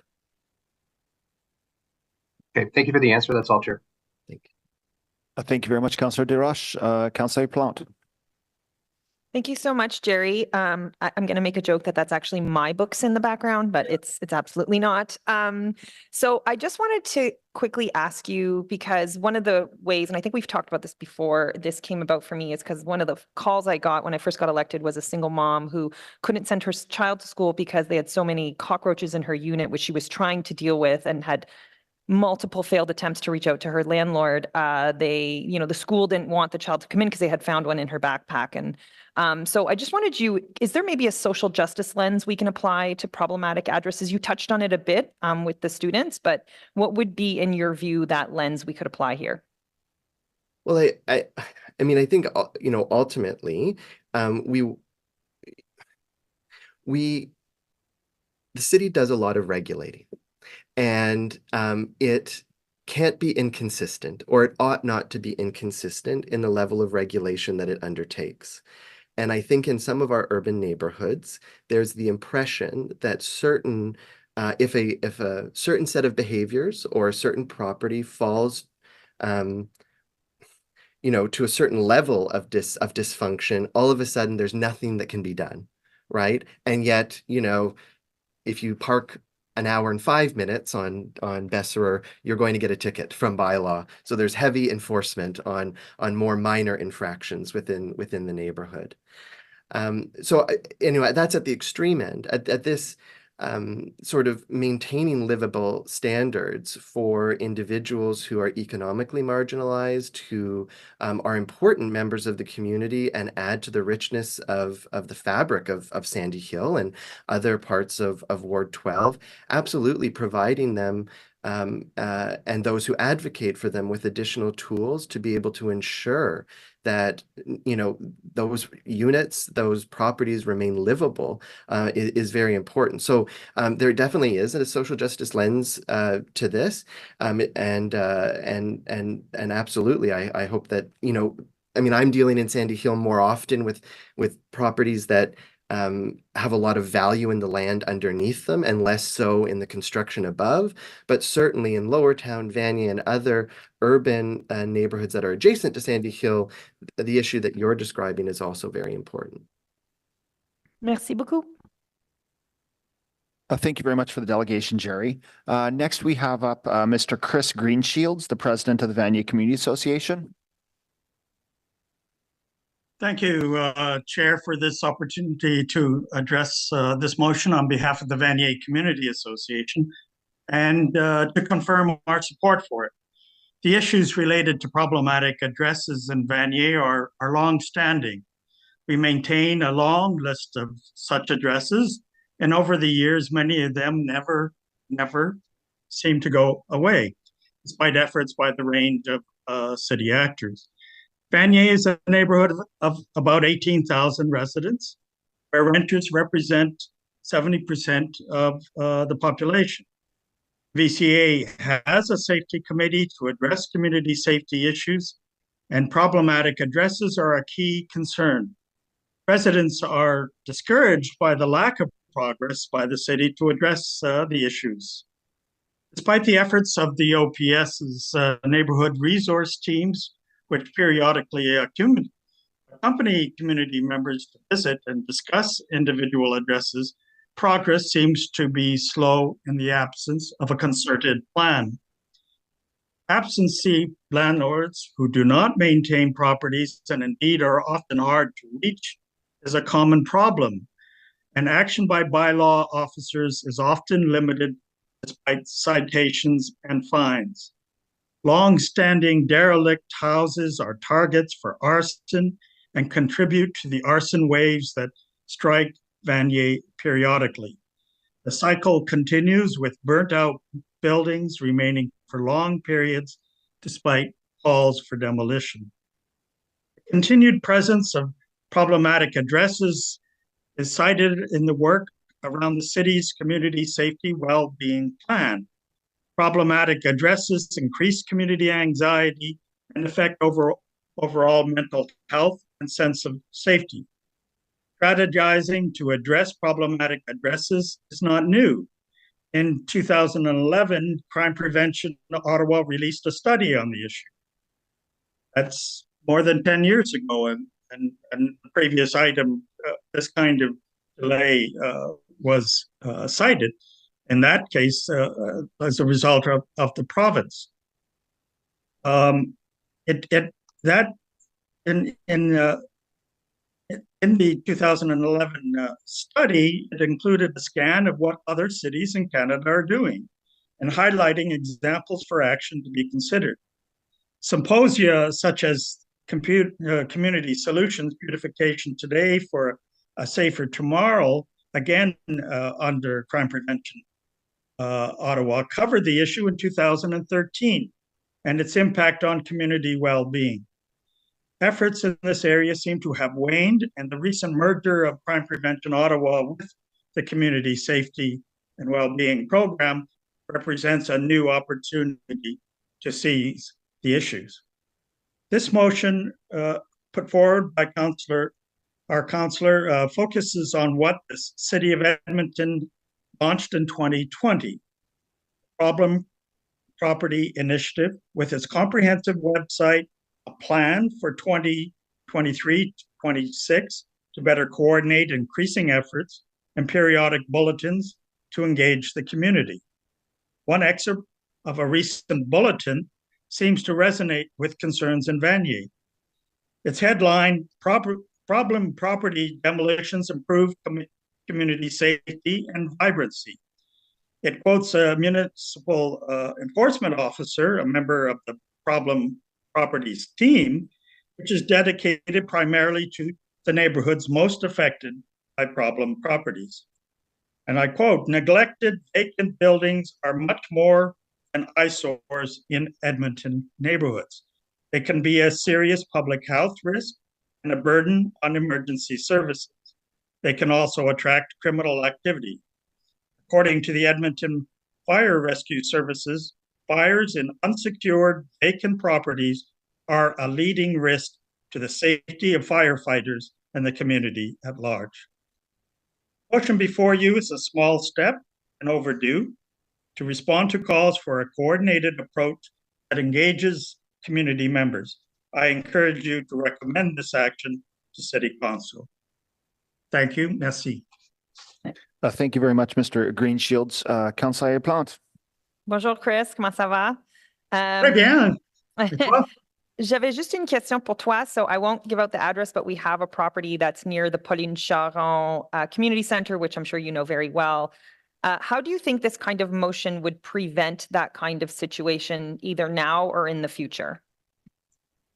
Well, it is not a replacement for ongoing action, whether by the community resource teams, the OPS, or by bylaw.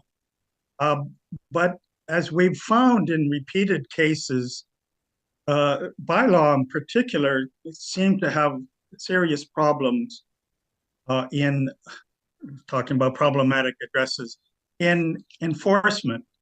And this property is a case in point. And this property has been not only risked in terms of its use, but it's right across from a seniors center. And it has situations where dogs have attacked the neighbors. And the city is totally unable, other than, and we noticed this on our walk by, to put on the front porch a notice, but it never changed. So that particular example, I can give you another example, again, a burnt out property, another fire. The fire department came in, the bylaw boarded up the property. It's owned by a distant landlord.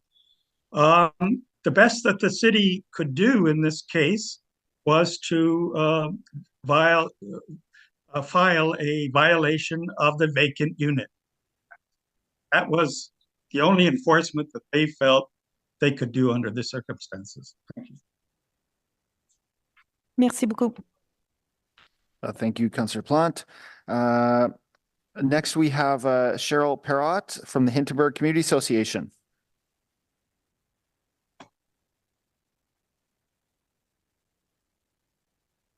Good morning, Chair and Councillors. Sorry, it took me a minute to get my video on. So I'm from the Hintonburg Community Association, and we completely support Councillor Plante's motion, and we urge you to pass it. I'm sure several of you may have problem properties in your wards and understand the incredible amount of work and time that residents, city staff, and your own staff put into trying to manage these properties. And once one issue is somewhat fixed, then it's on to another issue, and so on year after year. We are all managing them for the owners who take little to no responsibility, and all the problems and costs are borne by us. So if you could put up slide 1, please. These are just a very, very few of the Hittenberg properties that we have. Let me just get back to where my notes are here. Okay, so this slide is the tenants in this building were evicted in January and February of 2023, so a year ago. Some were good tenants, some were not. Subsequently, regular break-ins happened. And the one on the right ended up being completely full of syringes. It was a 6-unit building.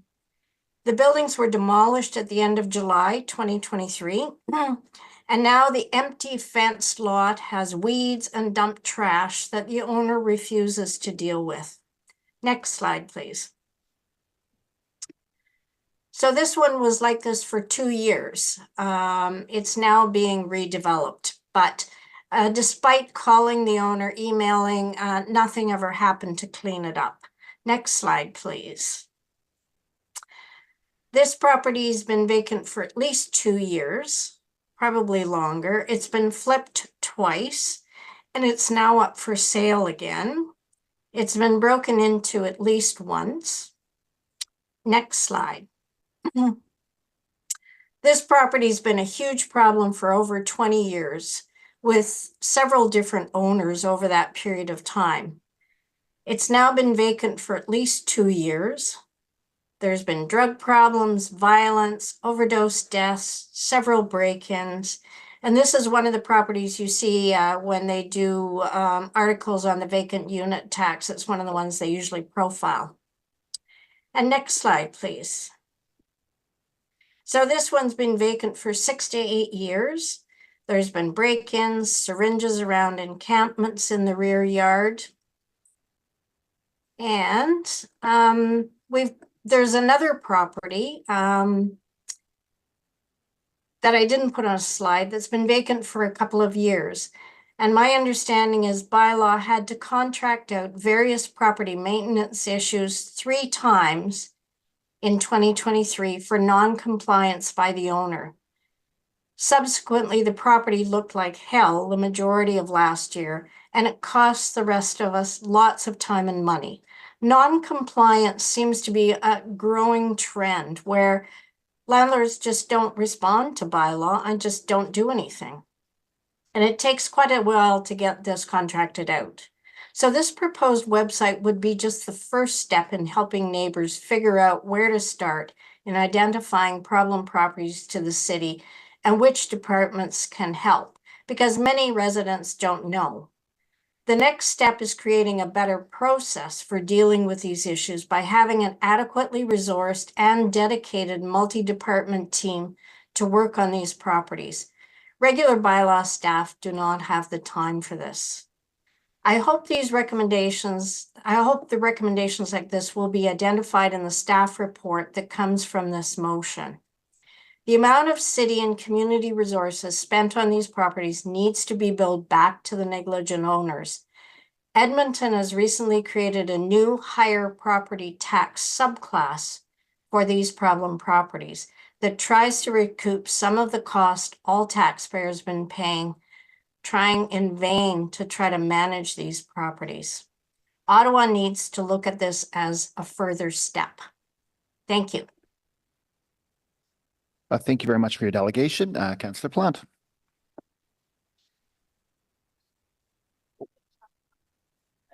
Oh, you're muted. Sorry. Yeah, sorry about that. I had the button on. Sorry. You finished off by talking about the city of Edmonton. And one of the things that I was struck by was how the province is at the table with them in their meetings about this issue. And I was just wondering if you could touch upon that, why it's important for the province to kind of hear these concerns as well alongside the municipalities when trying to deal with them. Absolutely. We keep being told that that bylaw can only do so much because there are certain timelines that they have to abide by. And it's just such a very long process to put in a complaint, have an inspector go out. They have to give them sometimes a month.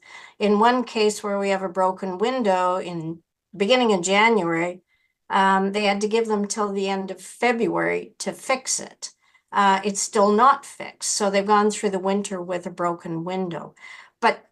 But we need the province to provide whatever legislation is required to try to speed this up and to be able to put the onus of the work and the costs onto the owners. Thank you so much. Thank you. Thank you very much. Our next delegate will be Mr. Bruce McConville.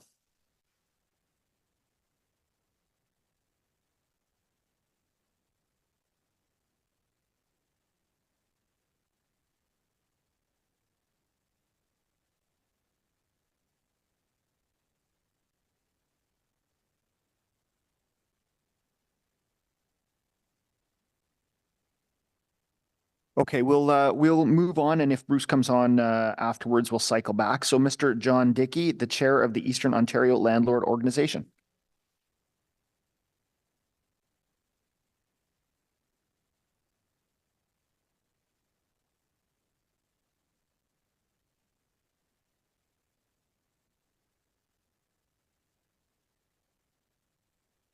Yes, good afternoon. I hope everyone can hear me. Yes, loud and clear, Mr. Dickey. You have 5 minutes. Good, thank you very much. So I find myself in a very interesting position because I joined this meeting in order to support the motion. I continue to support the motion. However, I want to bring you quite a different perspective than the perspective that has been presented to you by the last 4 speakers, although there are elements of what they say that I agree with. And the main point I would make, however, is that in the wards from which the speakers come, there is a prohibition on the demolition of properties unless there is a building permit in hand for the construction of a new property. And to me, that is the proximate cause of a significant part of the problem that everyone is dealing with here.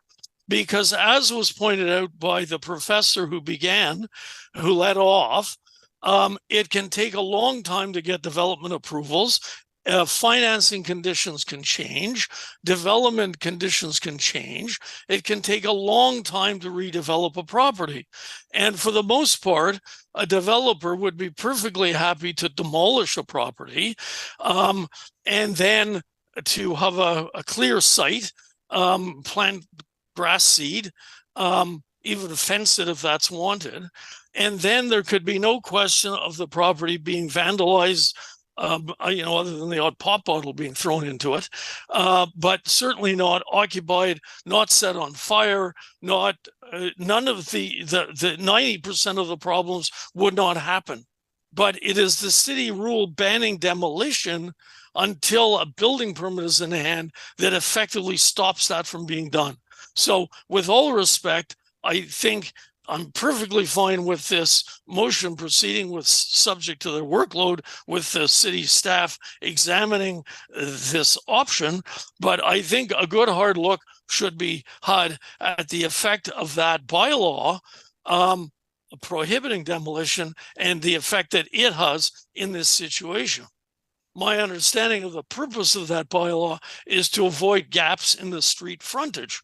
Well, fine and dandy if we could avoid gaps in the street frontage and at the same time not have these eyesores, not have these fire traps that attract vandals and attract people who are homeless who break in, then we could avoid both. But the problem is we cannot avoid both. And so which is better to avoid? A gap in the street frontage or to avoid everything that people are complaining about today? So that's my main point to you, that I think there is a different and more effective solution to 90% of the problem that's being put forward. So that's that. Then when it comes to the question of properties, again, I'm always a bit uncomfortable because, of course, I don't like looking at these unsightly properties either. On the other hand, I could go around the city. I could take photographs of thousands of perfectly attractive rental properties, hundreds of rental properties awaiting development, and I could place them in front of you and say, listen, there isn't a problem. And, but I'm not going to waste your time doing that. You drive around the city. You all know that these are isolated problems. And that means, yes, we should deal with them, but we have to deal with them intelligently. And we should get at the root of the problem, which I would suggest to you is this demolition control in these inner urban areas. So again, I think I can stop there. I'm not sure if Councillor Plant expected me to be saying that or not to be saying that, although I think we have this discussion fairly often. So I'll hush up and give back my 40 seconds remaining to the committee and to Councillor Plant. Thank you very much, Mr. Dickey, and I'll give those 40 seconds over to Councillor Plant. Thank you so much, John. I just wanted to thank you too for your work with our town and gown committee that we have in the area. I was, I've been talking to other council colleagues who have colleges and universities in their area and they don't have a town and gown, and frankly, they should. So thank you for your work on that committee. Second of all, I just wanted, because I know you worked on this piece a lot, can you talk a bit about the provincial responsibility here? That the same question I asked Cheryl. Thank you very much. I'd love to do that. And I worked actually with Cheryl and her group 12 odd years ago when Yasser Naqvi was the MPP for Ottawa Centre. And the big thing, this is a specific thing we tried to get the province of Ontario to do. We tried to get them to create what is called a SCAN program. Safer communities and something or others. Yeah, probably safer communities and neighborhoods program. They have them in the Western provinces. And what they enable is they help neighbors and frankly, property owners deal with serious criminal activity on a property. Because it's all very well to say, well, the Landlord and Tenant Act, the Residential Tenancies Act permits a landlord to evict someone for crimes, committing illegal activity at the property. But you have to prove the crime. So the neighbor who sees the drug dealing going on or the prostitution or the illegal alcohol or whatever has to go to the owner and say, look, I'm seeing all this stuff. And then the owner gives a notice of termination. And if the wrongdoer stays put, then the owner needs to bring this person as a witness to the Landlord and Tenant Board. And it's scary. The witnesses don't want to be, made to testify. It's ugliness. I'd be afraid to do it.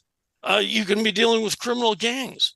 So SCAN circumvents that because SCAN has a provincial body staffed usually by former police officers. They collect the evidence. They usually do it by undercover surveillance. And then there's an application made to Superior Court, which shuts the property down. And the application is made against the landlord. There may be notice posted on the building, but the landlord breathes a sigh of relief. Thank God those gangsters are out of my property, and then they can rent it to somebody who's clean and legitimate. So, that's just one area in which what the province's rules are and the regulations are so important. But EOLA was completely behind the community organizations seeking to have the province bring in the SCAN organization, which, as I say, I believe I know it's in 3 of the 4 Western provinces. I think it's in all 4, but maybe only 3. And I think it's in 2 of the provinces in Atlantic Canada. So that and all kinds of other help from the province would be of assistance. Yeah, thanks, John. Just so you know, I have been speaking with Lucide Kayal, who's our MPP, about it, so I'll bring you in on some of those discussions. Thank you so much. All right, happy to talk. Josh and I are not quite as close as Yasser and I were, but perhaps you can make us closer.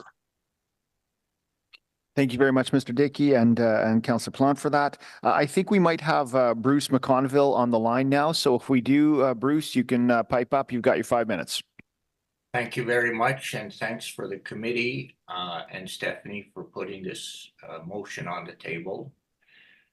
It's important for the city to have a definition of what is and what isn't a problematic property. We must realize that the very existence of problematic addresses is an ongoing emergency in Ottawa. Providing an effective channel to engage our residents in solving this horrific problem will result in public awareness, their support through active participation, and increase well-being in our neighborhoods. Do consider this in terms of being a constant emergency, needing priority attention due to its acuity and a major threat to public security. I would consider this pretty much a purple coat, as we've seen on the slides. Passing this motion will set the groundwork for future work on ensuring the safety and security of residents living near these derelict and dangerous properties. Permitting such public engagement will propel remedial action and inform a central bureau of the importance of this degenerative problem and encourage political involvement. My own experience with problematic properties is extensive. I have put myself at personal risk in witnessing and dealing with issues such as child prostitution, incessant drug trafficking, overdose, used needles and broken glass paraphernalia, excrement, etc.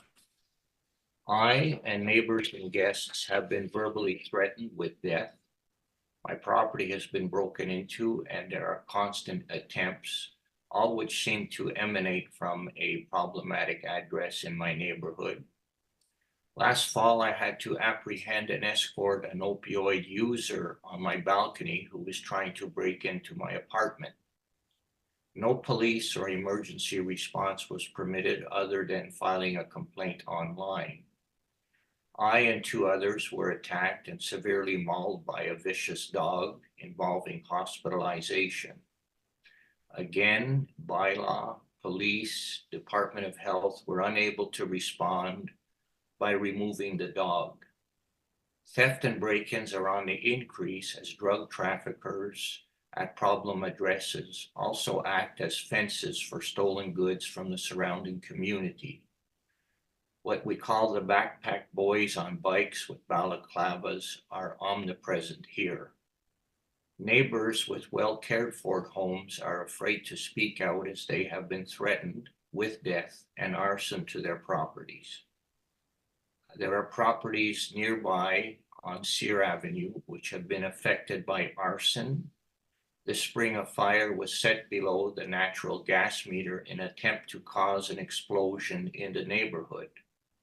A gun culture is developing as a result of lack of legal enforcement, which will further endanger our communities. Anecdotes of conversations I've had with residents outside the ward highlight that this is not just a Rideau Vanier issue. Speaking with other community leaders across the inner city core show that the city's approach to these problems are not adequate, and people are looking for some way to alleviate them. Many people are absolutely convinced that council will do nothing to protect them. The loss of public trust and confidence in the city's ability to protect them makes people assume that it's not an objective of our council. Unfortunately, you are all held to task on this systematic failure. There is enough experience now on council, councillors past and new, with an awareness that change is needed. Let's give credence to the notions of safe communities, especially in the core wards. Cost to the city is immense because of lack of enforcement. The property nearby has near 150 emergency response calls per year, resulting in over 150,000 in annual costs. This usurps approximately taxes from 50 households without any benefits to the community or our city. It's money wasted. The lack of enforcement informs landlords. Mr. McConville, if you could just sum up, please, because your time has expired. As an unelected community leader, along with others, we implore you all to pass this motion in an effort to ensure residents that things are under control. Thank you. Thank you very much, Mr. McConville. You have a question from Councillor Plant? Oui, merci. Thank you, Bruce. There's just two things I wanted to add. First, I do want to give, I'm not sure if I said this earlier, a big shout out to all of our first responders here at the city, whether it is bylaw, ambulance, fire, our police, everyone. I know responding to these properties can be extremely stressful for them as well, to constantly sort of have to be on this hamster wheel. So thank you that some of them are in the room. I don't know if you can see them. They're here today. I'm going to shout out Jennifer, especially because she gets probably the bulk of my emails. And second of all, I just wanted to clarify, Bruce, I may have misunderstood your comments, but we are not publishing the addresses of these problematic properties directly on any city website. I believe the Edmonton one has pictures of them, but I don't think they have the addresses. So I just wanted to clarify that that's the goal here. Thank you. Well, and thanks to all of our responders. Thank you very much, Mr. McConville. Our next delegate is Kella Barnett. Thank you very much. So I appreciate the opportunity to speak in support of Councillor Plant's motion. I have prepared remarks. I'm going to read some of them, but I'm going to leave some to the side because I feel like I've learned new things in the last 25 minutes. So I'm here as a resident of Sandy Hill. I'm the vice chair of Action Sandy Hill. You heard my colleague speak earlier. I'm also the co-founder of the Sandy Hill Community Liaison Committee. So I have the privilege of speaking with community members from around Sandy Hill who are all impacted by problematic properties, but differently. And I want to take a moment before I get into it, recognizing my own privilege as a white and cisgender person. I also face intersectional oppression as a queer disabled woman. I'm also a single parent in this neighborhood. So strangely, I'm not actually starting with problematic properties. I want to talk about the City of Ottawa website. It's an overall issue that we can't find information. It's an overall issue that we as citizens can't easily report things. Like I know where the 311 reporting is. I'm a volunteer, right? I'm a city volunteer. Like I work on city stuff, but I don't know why an immigrant family would know where to report problematic property or an issue. I don't know how the refugees sleeping on the floor of a community center know how to report issues with a problematic property. And what this website that Councillor Plant is proposing will do will give us that access. That's all we're asking for, right? This is a first step. If a bylaw needs to be changed, this would allow us to collect data on why that bylaw needs to be changed, right? If, these properties that are vacant are a huge problem. Right, the one that Jerry referred to earlier, when he says social disorder, what he means is drug dealing. What he means is fires. What he means is sex trafficking, right? And sex work, but also sex trafficking and human trafficking to pay drug debts. And if you actually talk to women who are people living with living experience, that's their experience. They're sold in these problematic properties. So we need to start tracking them. We need to start knowing what's going on in our city so that we can respond appropriately. And if that's changing a bylaw so that people can tear these buildings down, so be it. However, I think that is hiding behind a bigger issue, which is as soon as there's no housing there, so tents will go up. Because that's another issue we have downtown. So what's our end goal? Our end goal is actually housing, affordable housing. And if we don't start tracking what the problems are, how are we going to convince these property owners, these people who are supposed to be stewards of the land, to take responsibility for it? That is what I care about. There's so many students in this neighborhood who don't know their rights. They come here to go to school. They're 19, they're 18. They're paying astronomical amounts of rent. And their landlords are not responsive. They won't fix things and they don't know how to complain. And frankly, the landlord and tenant board has been so backed up, it's hardly worth it anymore. So where else can they complain, right? What if there's an issue and they don't know if it's a problem? Who do they call? And so it's all about finding a balance. I don't want to blame small landlords for anything. I want the development. I want housing. And I understand that there are issues with construction and all that, but we're talking about people who have, at least in terms of assets, far more economic power, I guess.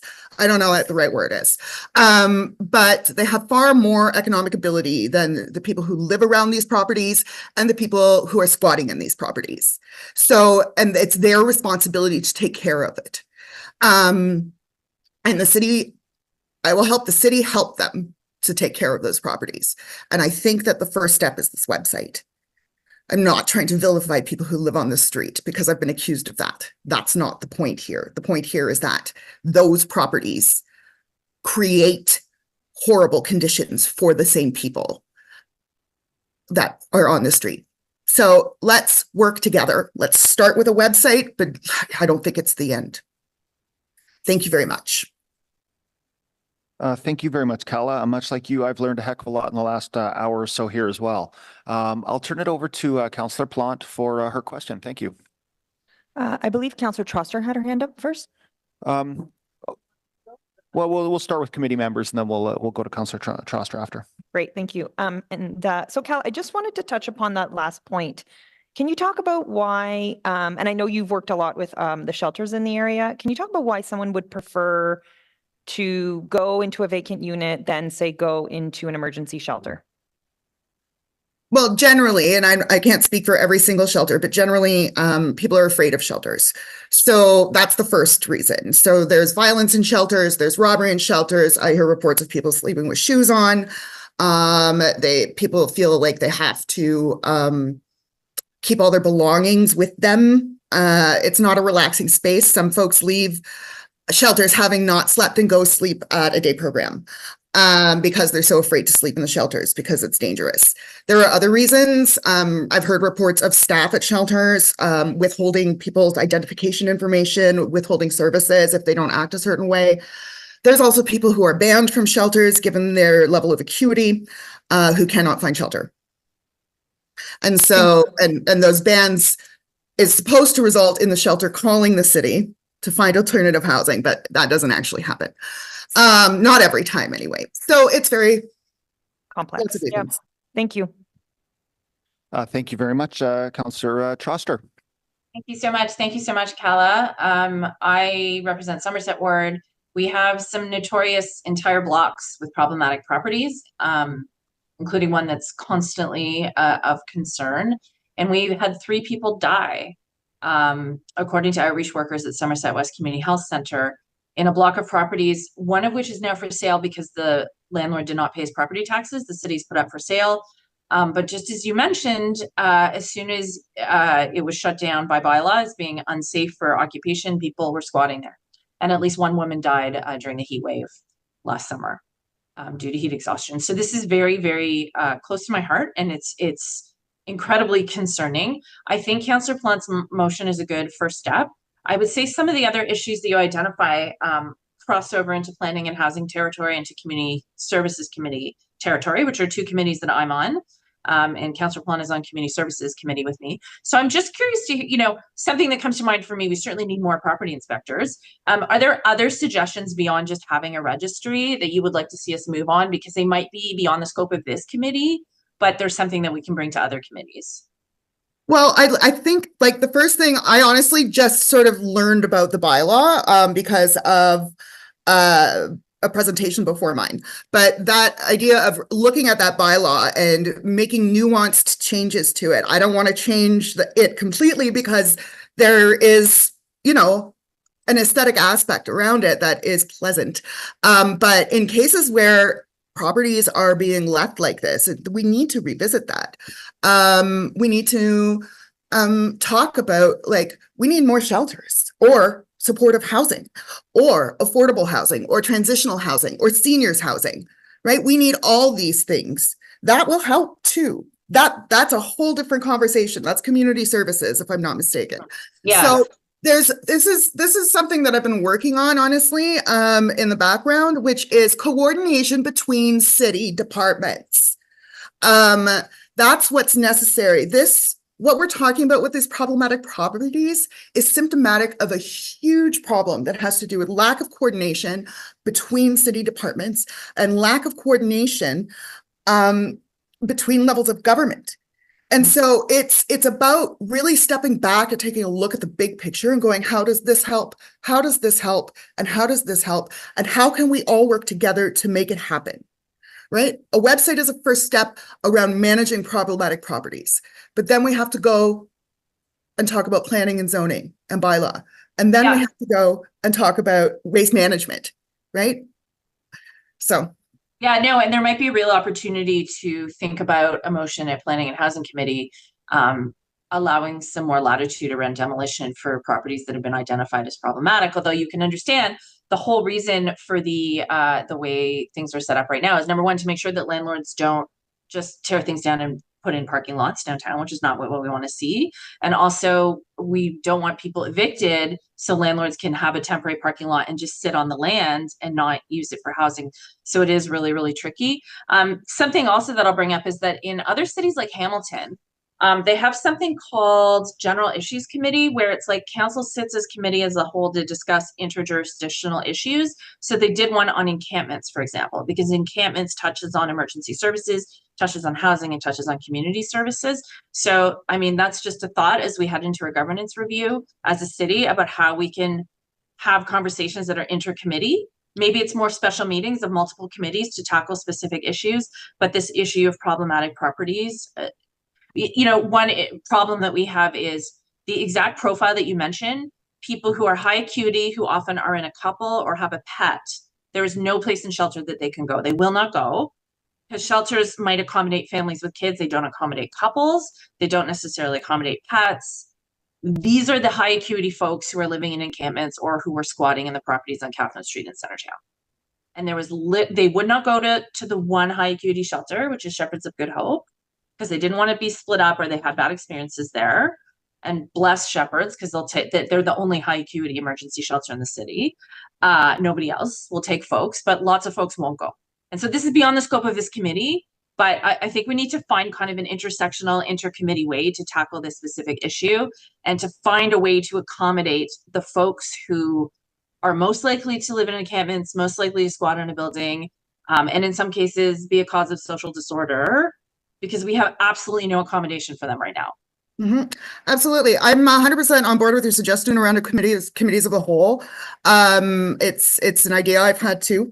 And it can definitely work in terms of issue specific or wider issues. Yeah, you said something else I wanted to address, but I completely forget. So yeah, and I just want to thank you. And I was really happy I was listening in. I was like, oh, I have to dial in because this is a real issue, and figuring out how to accommodate this very specific profile of people, I think is really urgent for the city because they are facing the most challenges and sometimes causing the most challenges. And we do not have a good solution right now. Well, and in the meantime, I mean, we do need more temporary shelters. We need more high acuity temporary shelters. And I've heard that there's willingness for that, but the city's been denying it. So, and there needs to be communication between staff too. I'm tired of council deciding something and then staff sort of just not talking to each other, so it doesn't happen properly. There's got to be, things have to change. Just at a high level. So thank you very much, Councillor Troster, for coming online. Thank you, Councillor Plante, for making this motion, and I hope everyone will support it. Thank you very much, Kala, for your delegation. That is the last of our delegations, so we'll move now to questions to staff.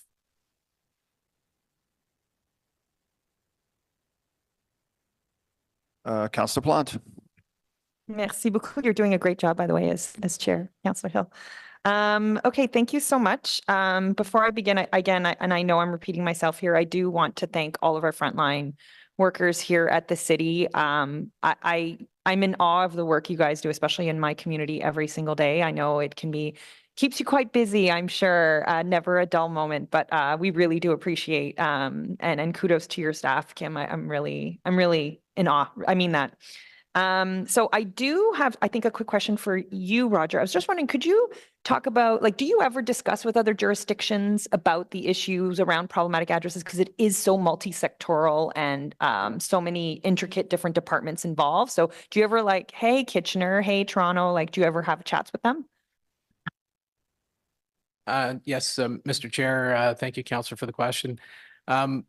Just to start off, so we are members of the Ontario Association of Property Standards Officers. We're also members of the Municipal Law Enforcement Officers Association of Ontario. And actually Jennifer sits on the executive board of Ontario Association of Property Standards Officers. So there are several discussions that occur with members across the province in regards to problematic properties and how best to address the growing issue that I think that just about every community in Ontario are experiencing right now. Great. And my staff also reached out to you guys about possibly doing a community consultation in April and May. Would you be supportive of doing some sort of community, not just obviously with Ward 12, but maybe some larger consultations on the idea of problematic properties? Mr. Chair, thank you, Councillor, for the question. Yes, absolutely. Always willing to engage the community to understand what the concerns are exactly, and trying to address those as quickly as possible. I think the important piece here when we talk about problematic properties is first coming up with a definition of what is a problematic property. We've heard that from several of the delegations today, and I think that's the start for us, is to, you know, what are we going to consider a problematic property, and how best to tackle the concerns around that, trying to solve those issues. For sure. And will the bylaw review help in sort of putting all of this into action?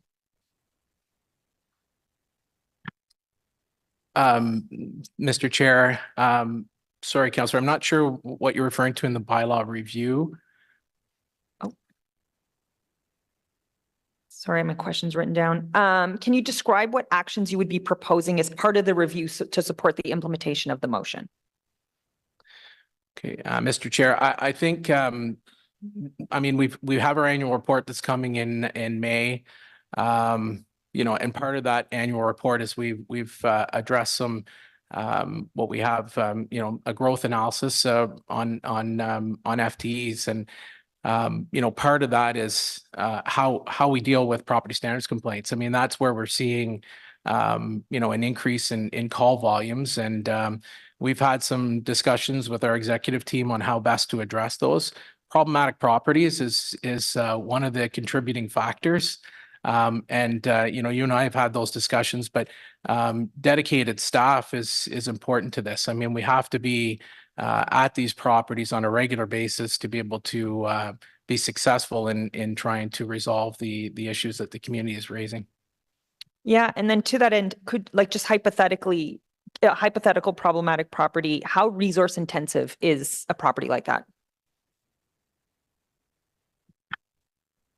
Mr. Chair, again, Councillor, again, trying to define what a problematic address or problematic property is, but definitely, you know, resource intensive, not just for bylaw and regulatory services, but for several departments across the corporation, and Ottawa Police as well. But, you know, some of these, because of legislated timelines, contractor availability, court preparation, delay in the courts, you know, and even for the landlords, from the landlord's perspective, there's delays, you know, with problematic tenants and trying to get evictions and getting before the landlord and tenant tribunal. There's been delays, and I hate to, you know, bring up the pandemic, but you know, we're still experiencing delays both in the court and at tribunal because of you know, the courts and tribunal being shut down for so long. So you know, the landlords are experiencing delays in trying to resolve their own issues, as well as getting you know, eviction notices and things. So yeah, it's, you know, it could take some of these issues take several months to resolve.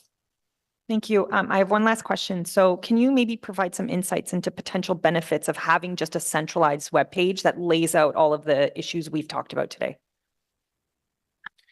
Mr. Chair, thank you, Councillor. I think the biggest part of the web page, and again, I don't want to predetermine where we're going to end up with this web page, but the work is just starting now. And but I think the process, having some map process on the web page, so the residents have a better understanding of who's responsible for what. An easy way of logging a complaint with the city, being able to provide some details, but also a clear definition of what a problematic property is and a clear understanding of what the expectations are and what the timelines could be to resolve those issues. Thank you so much. And just to end, I wanted to just shout out Cameron and Alan, who are here from my office, who worked very hard also on this. I know you've had many meetings with them as well. So thanks to everyone involved. I appreciate it. Thank you, Councillor Plant. Councillor Dudas. Thank you very much, Chair. First of all, I think that this is a really good motion. I love how it's to explore the feasibility, to look at how to make an Ottawa version of this, and not necessarily just to replicate Edmonton.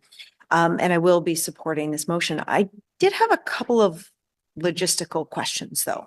And I'm currently on the Edmonton website. I looked at it earlier. They have more than just the website. They have an overview initiative that they've launched. They have a partnership with the province that even speaks to the Alberta sheriffs coming out. And I know that we've talked about, departmental overlaps within our city. And I'm sure that there's also, Ottawa Public Health overlaps and community social services, as well as probably provincial aspects as well. So I'm just asking for staff's very early on, because we haven't yet to vote on this. I'm sure you'll have plenty of time to kind of deliberate on it afterwards. How do you see sharing those kind of pieces of information from an Ontario, a City of Ottawa perspective on this webpage? Or do you see it also too that you would need to undertake an overview or initiative, that there's more work attached to it than just launching the webpage with what is being asked for in this motion? Mr. Chair, Councillor, great question.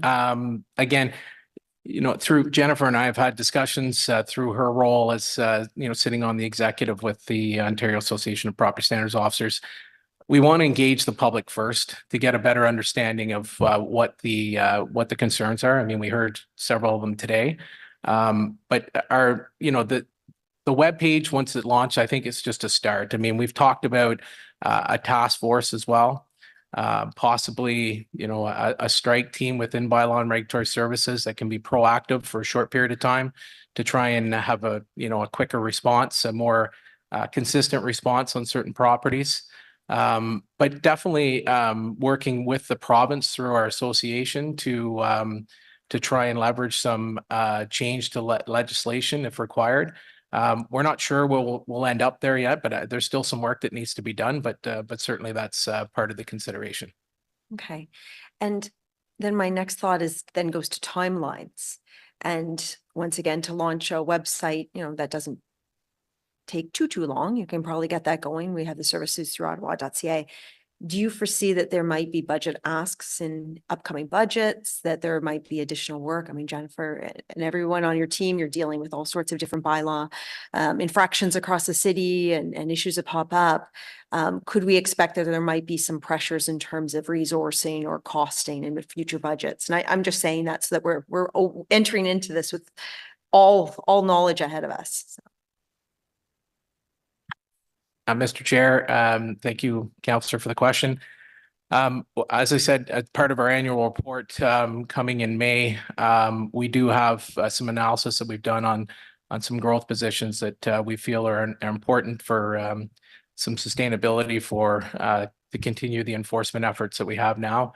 I don't think there's any secret about, bylaw and regulatory services experienced a hefty increase in call volumes over the last 5 to 8 years.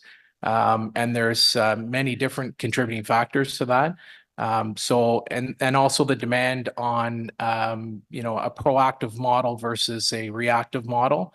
And certainly when we move to proactive work in certain enforcement programs, that is much more labor intensive and requires additional resources to do that type of work. Thank you. I just wanted to make sure we're going into this with eyes wide open, as well as how long it might take for you to produce kind of a more fulsome look at this. But as I said, I'm going to be supporting this motion. I think it's a really good first start.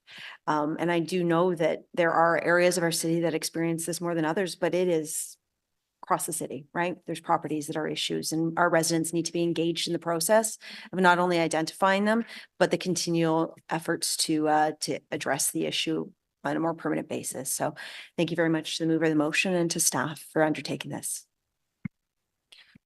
Thank you very much, Councillor Dudas. Vice Chair Devine. Thank you, Chair. I'll certainly be supporting the motion as well. And I guess the questions I have are not really very serious, and they revolve around the issue of defining the problematic property. And I remember earlier when we were talking about the innovation within our paramedic services, the chief was answering my question about acuity of pain. And he said, of course, to everyone who calls, their emergency is an emergency, even though we internally say it's a stub toe. And I suppose one reason that you have such a spike in calls is because more and more and more people are calling, describing what they think is a problematic property, what they believe is an extreme violation, when to us, to me, certainly, I'll just speak for myself. Sometimes I get emails, as you get phone calls, that to me, it's really just something that is vexatious. It's frivolous. And so my question, and I'm speaking more about the issue of problematic properties that will pertain to property standards. I guess my first question is, will council at all, because I appreciate hearing that the public will be consulted in the process of defining what problematic properties are. Will council be involved at all in seeing and or agreeing to the definition of problematic properties? Mr. Chair, Councillor, thank you for the question. We have agreed to engage the councillor who's raised the motion, but I'm happy to sit down and have those discussions with individual councillors as needed. There's no issue there. All right, I'll keep my eyes peeled for when there's advances in it. And again, I'm speaking really just, as far as I can tell, to concerns over property standards, because I get a lot of emails over things that I really just think are frivolous. Can I assume that in the definition of a problematic property, especially as it may pertain to a property standards issue, that for it to be defined a problematic property, there must at least be history of that problem persisting despite calls for enforcement, despite attempts to mediate? Because surely just the sudden propping up of an issue extending beyond a parameter, just the fact that it automatically goes against a standard for the first time ever, that alone would not necessarily make it a problematic property. I'm going to assume that there has to be history of that problem persisting. Would that be likely? Mr. Chair, thank you, Councillor. Yeah, absolutely. I think these are substantiated complaints with a lengthy history of non-compliance, where we've had to issue charges or contract at work. Perfect. Thank you very much. Thank you, Chair, and thank you to the mover. Thank you very much. Councillor Plant, do you have any closing comments? I do. Thank you very much. Bring them up here. Okay, so this website is going to address occupied or vacant residential, rental, or commercial properties that cause frequent and serious safety concerns and complaints to the City of Ottawa.